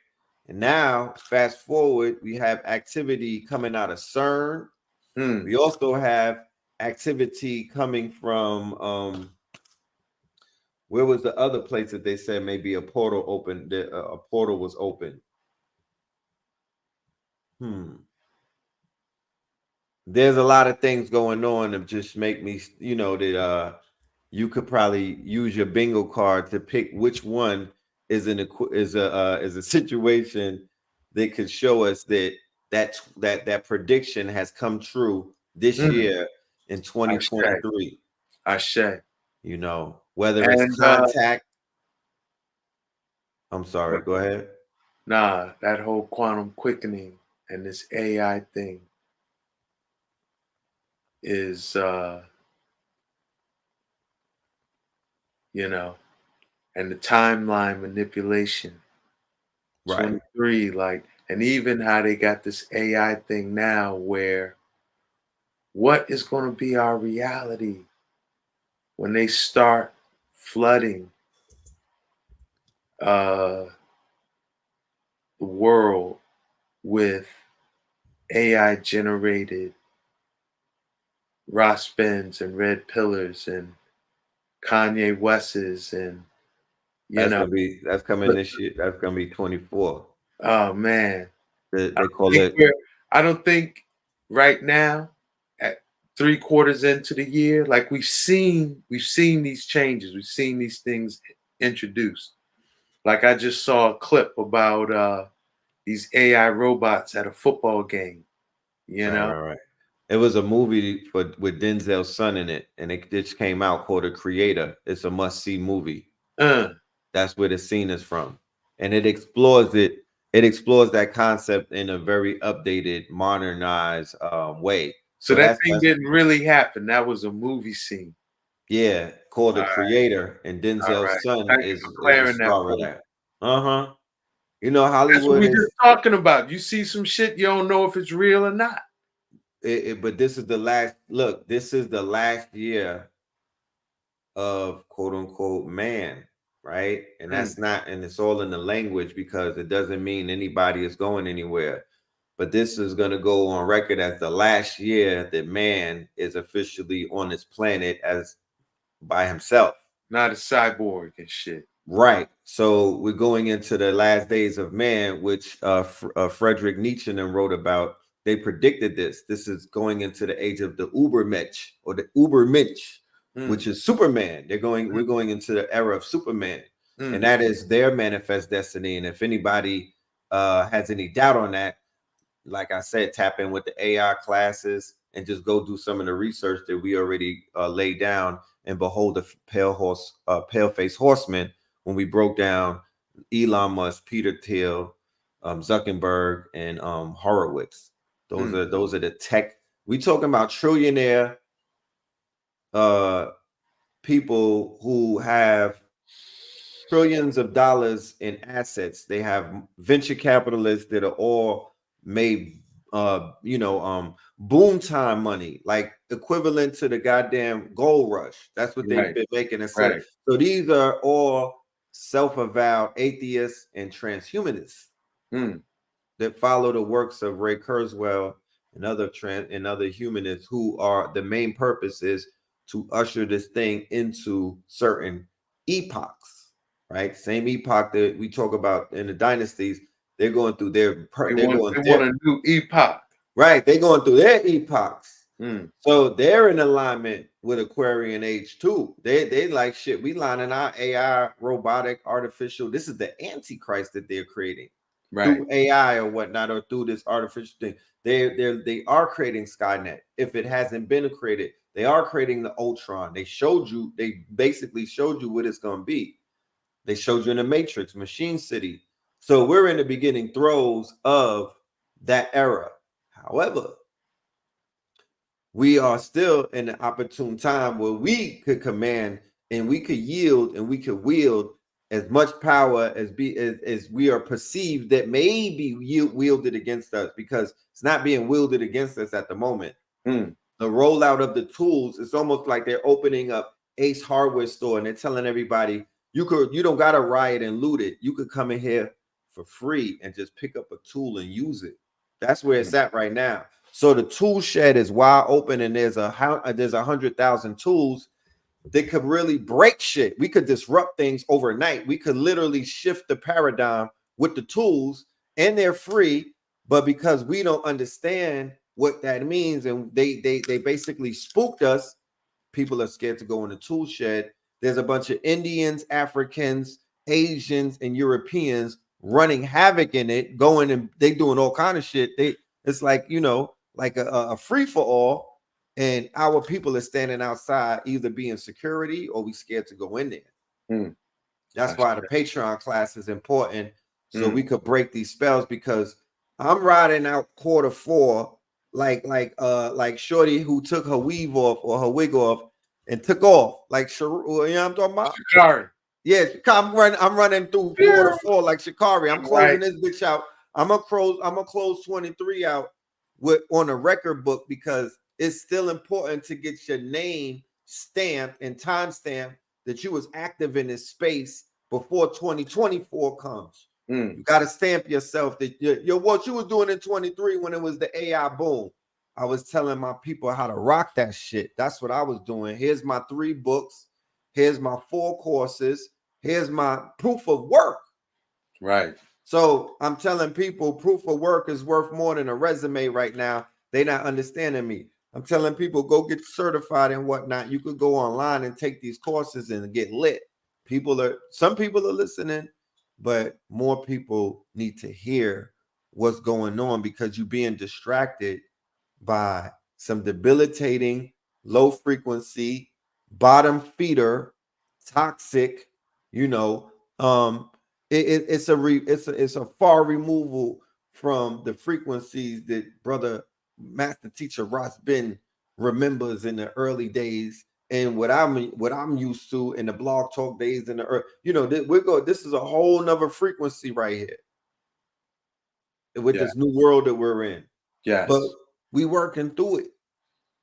And, you know, we're going to be here to do what needs to be done.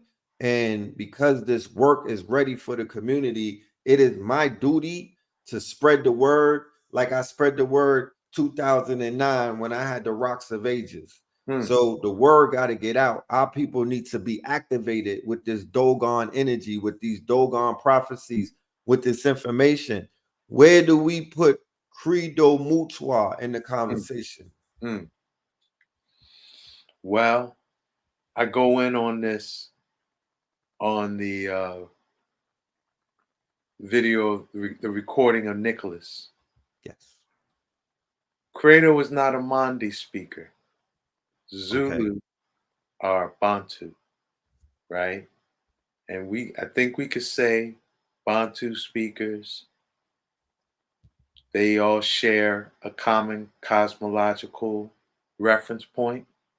Yes. Mande speakers, they share a common cosmological reference point. And there's overlap between the two, but they are distinct and different. Okay. Right. But Credo did something that was very similar to what the Hogan did. And as we know, he was a Sangoma, right? Who went through crazy initiations to learn these sacred teachings and cosmology of the Zulu, right? Yes. And something inspired him to drop the tapes. He did the same thing the Hogan did. Right.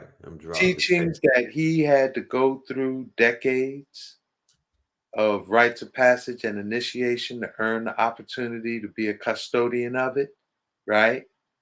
He felt it was time to share freely. And the most important work of that nature is a book called Indaba My Children. It's a very long book. It's over 800 pages. But it's similar to the Pale Fox and Conversations of Ogo Tameli, where, yeah, man, he drops all of the Zulu teachings, shamanistic teachings, Sangoma teachings. Right. And you got to know, some of his boys, they didn't check for that. Right. You know, he got a lot of remember. resistance from. He got big resistance, I heard. He got some resistance from other Sangoma and other Zulu culture keepers for dropping the tape. And you know, it came at personal sacrifice. And so, if you value Credo's teachings, Yes. yeah, you got to know, like, it ain't come easy for him to share them. Right. And I know a lot of people focus on his work with David Icke. A But he lot, dropped because the that's tape. where they was. Yeah, he dropped the tapes before David Icke. What David Icke did was put it. Mainstreamed them. See, I told you Ross going in. You know what I'm talking about? This is level 2 now. Boss level. You know? We on level 2.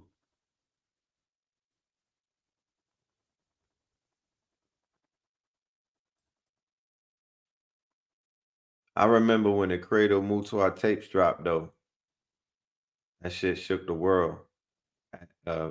It shook the world that was into it that time.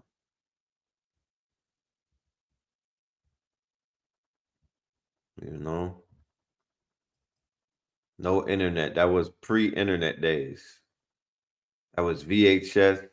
I don't even think that was DVD days. That was VHS days.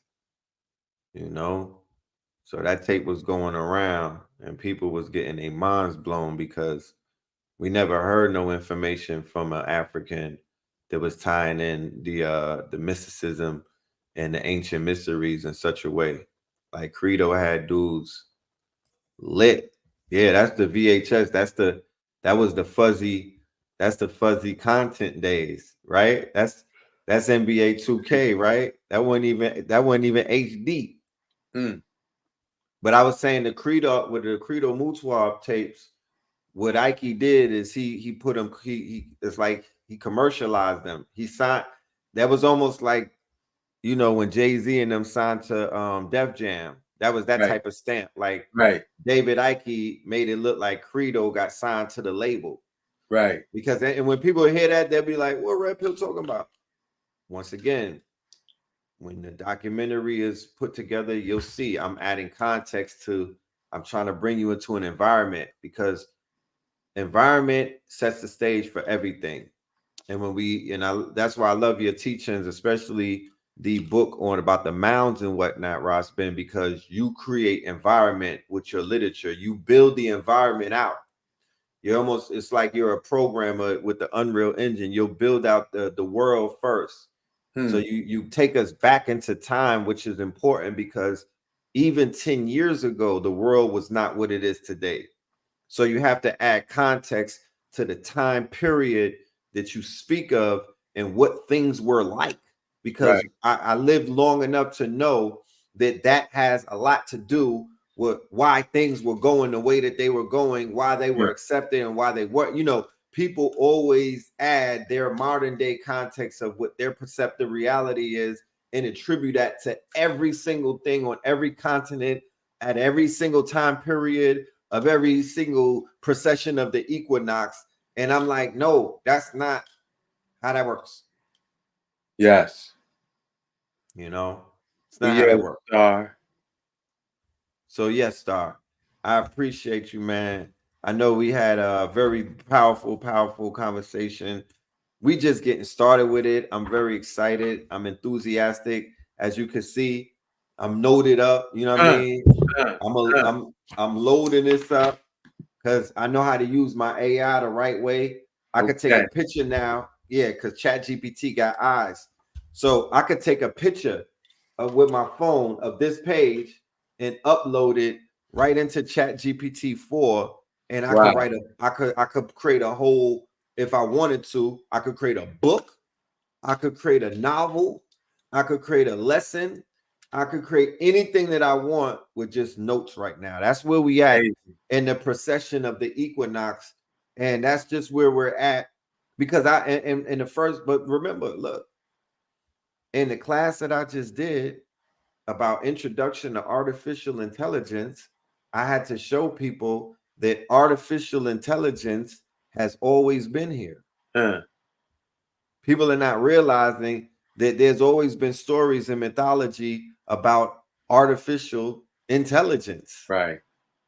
We're just looking at computers and whatnot, but they've always had Greek mythology. You know what I'm talking about? The Greeks talked about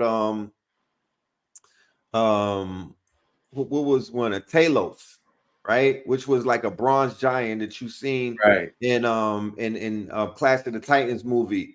The Jews have the golem. Right.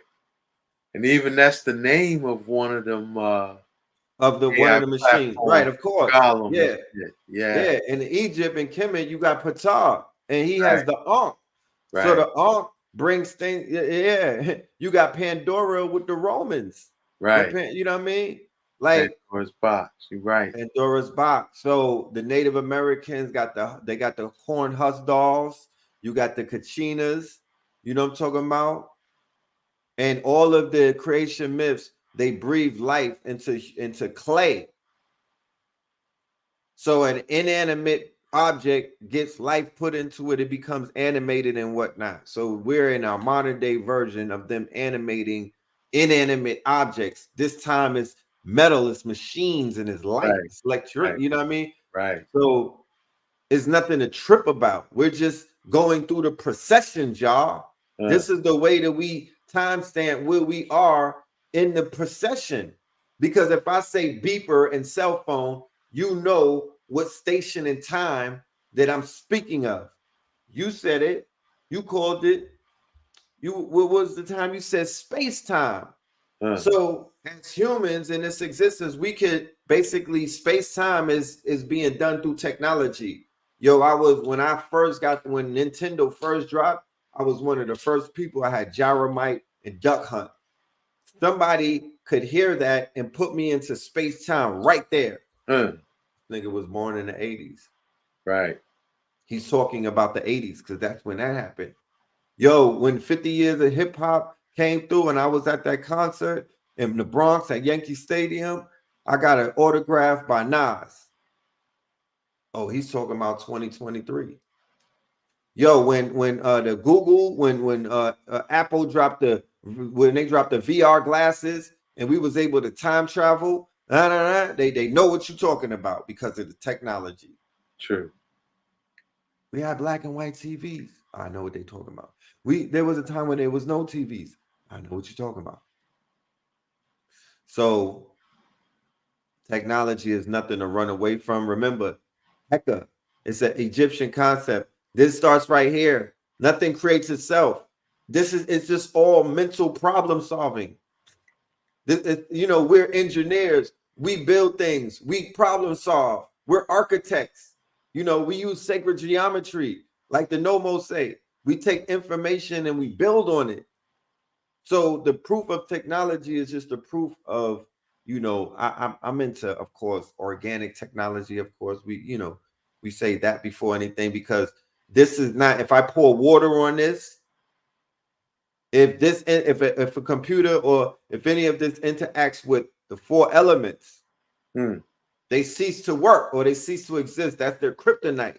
So that alone tells you it's not real. It's not natural. Right. You put these things in the sun too long. If you on the phone, you could be on the phone and just have it on the damn patio and it will conk out. So that automatically cancels this out. This is not real. This is man-made. This is synthetic. This is the matrix. You feel me? This ain't it. There's an organic technology though. There's an elemental technology.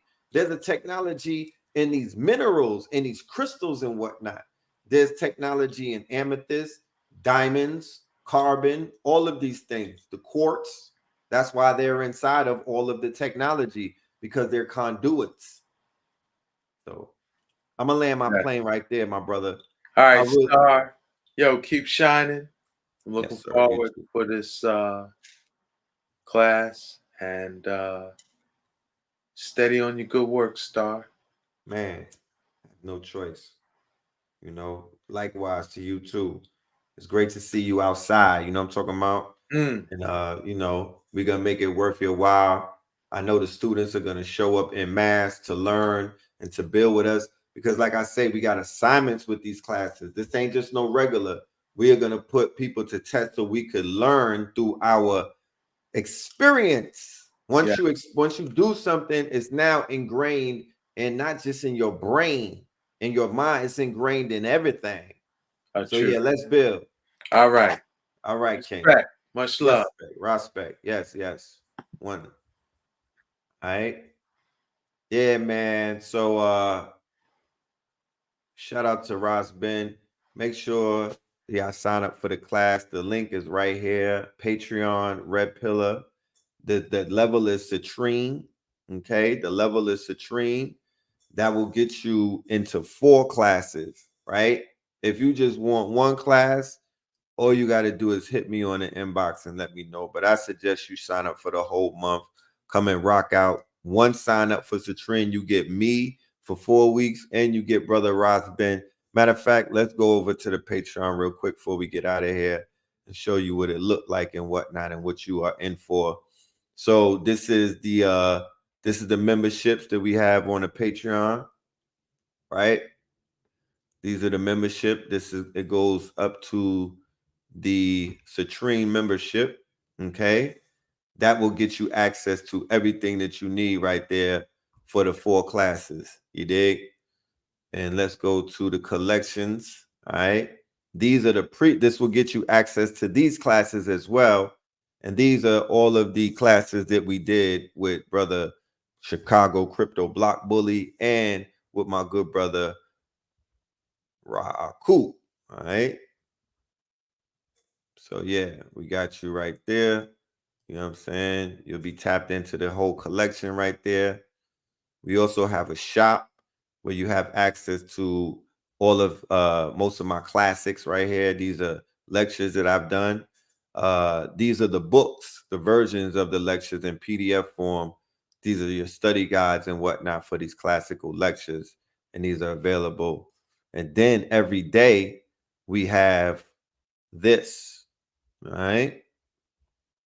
Nothing but news that you're not going to get on Facebook, Instagram, news that you might not get if you don't know where to get the news. So we load you up with all kind of information because data is the quote unquote gold right now. And knowledge is the highest asset. All right. Because knowledge gets you money, and money don't get you knowledge if you don't use it right. So there's your access. Come and sign up.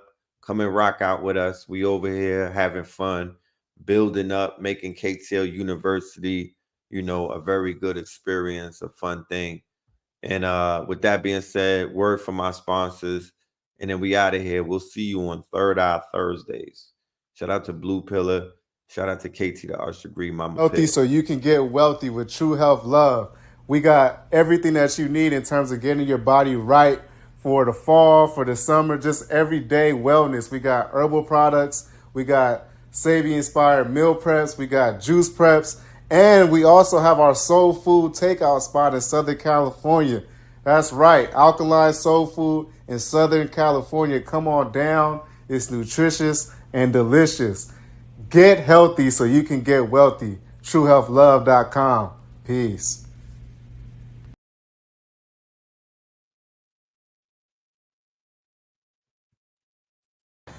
What's good, ladies and gentlemen? My name is Jarrell Shaw, aka Quality, spelled differently but meaning the same. I'm here to promote my book, Quality Words to Self, to help a person understand the life that they have inside of them, the life around them, the life they come in contact with. The poetry book of the decade, Quality Words to Self, because it's all about quality over quantity, and every single one of us and everything has a certain quality within us that makes it and us what it is, right? So please purchase Quality Words to Self, available at Amazon, Ex Libris, and Barnes & Nobles. With all further ado, tap in.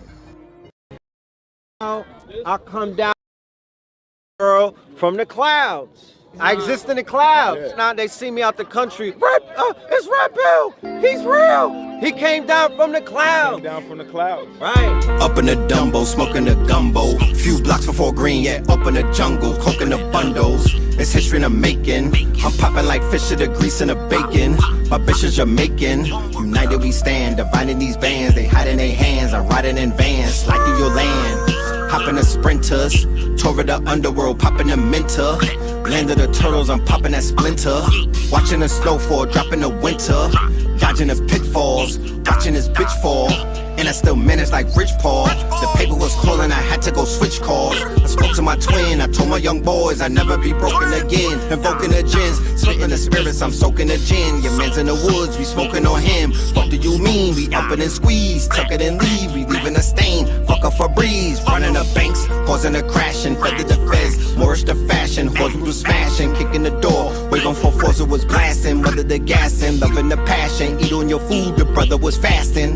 The weapon that formed against me was me. Perfected the storm as Bentley receipts. Washing the Benjis, we rinse and repeat. Century of self, I'm centered on me. Red is the pillar, I'm pushing the piece. Higher the level, I'm pushing the keys. They going for 19. The summer is mine, I'm going for 19. Thunder and lightning, flooded a brightling. The hunger was biting, biting.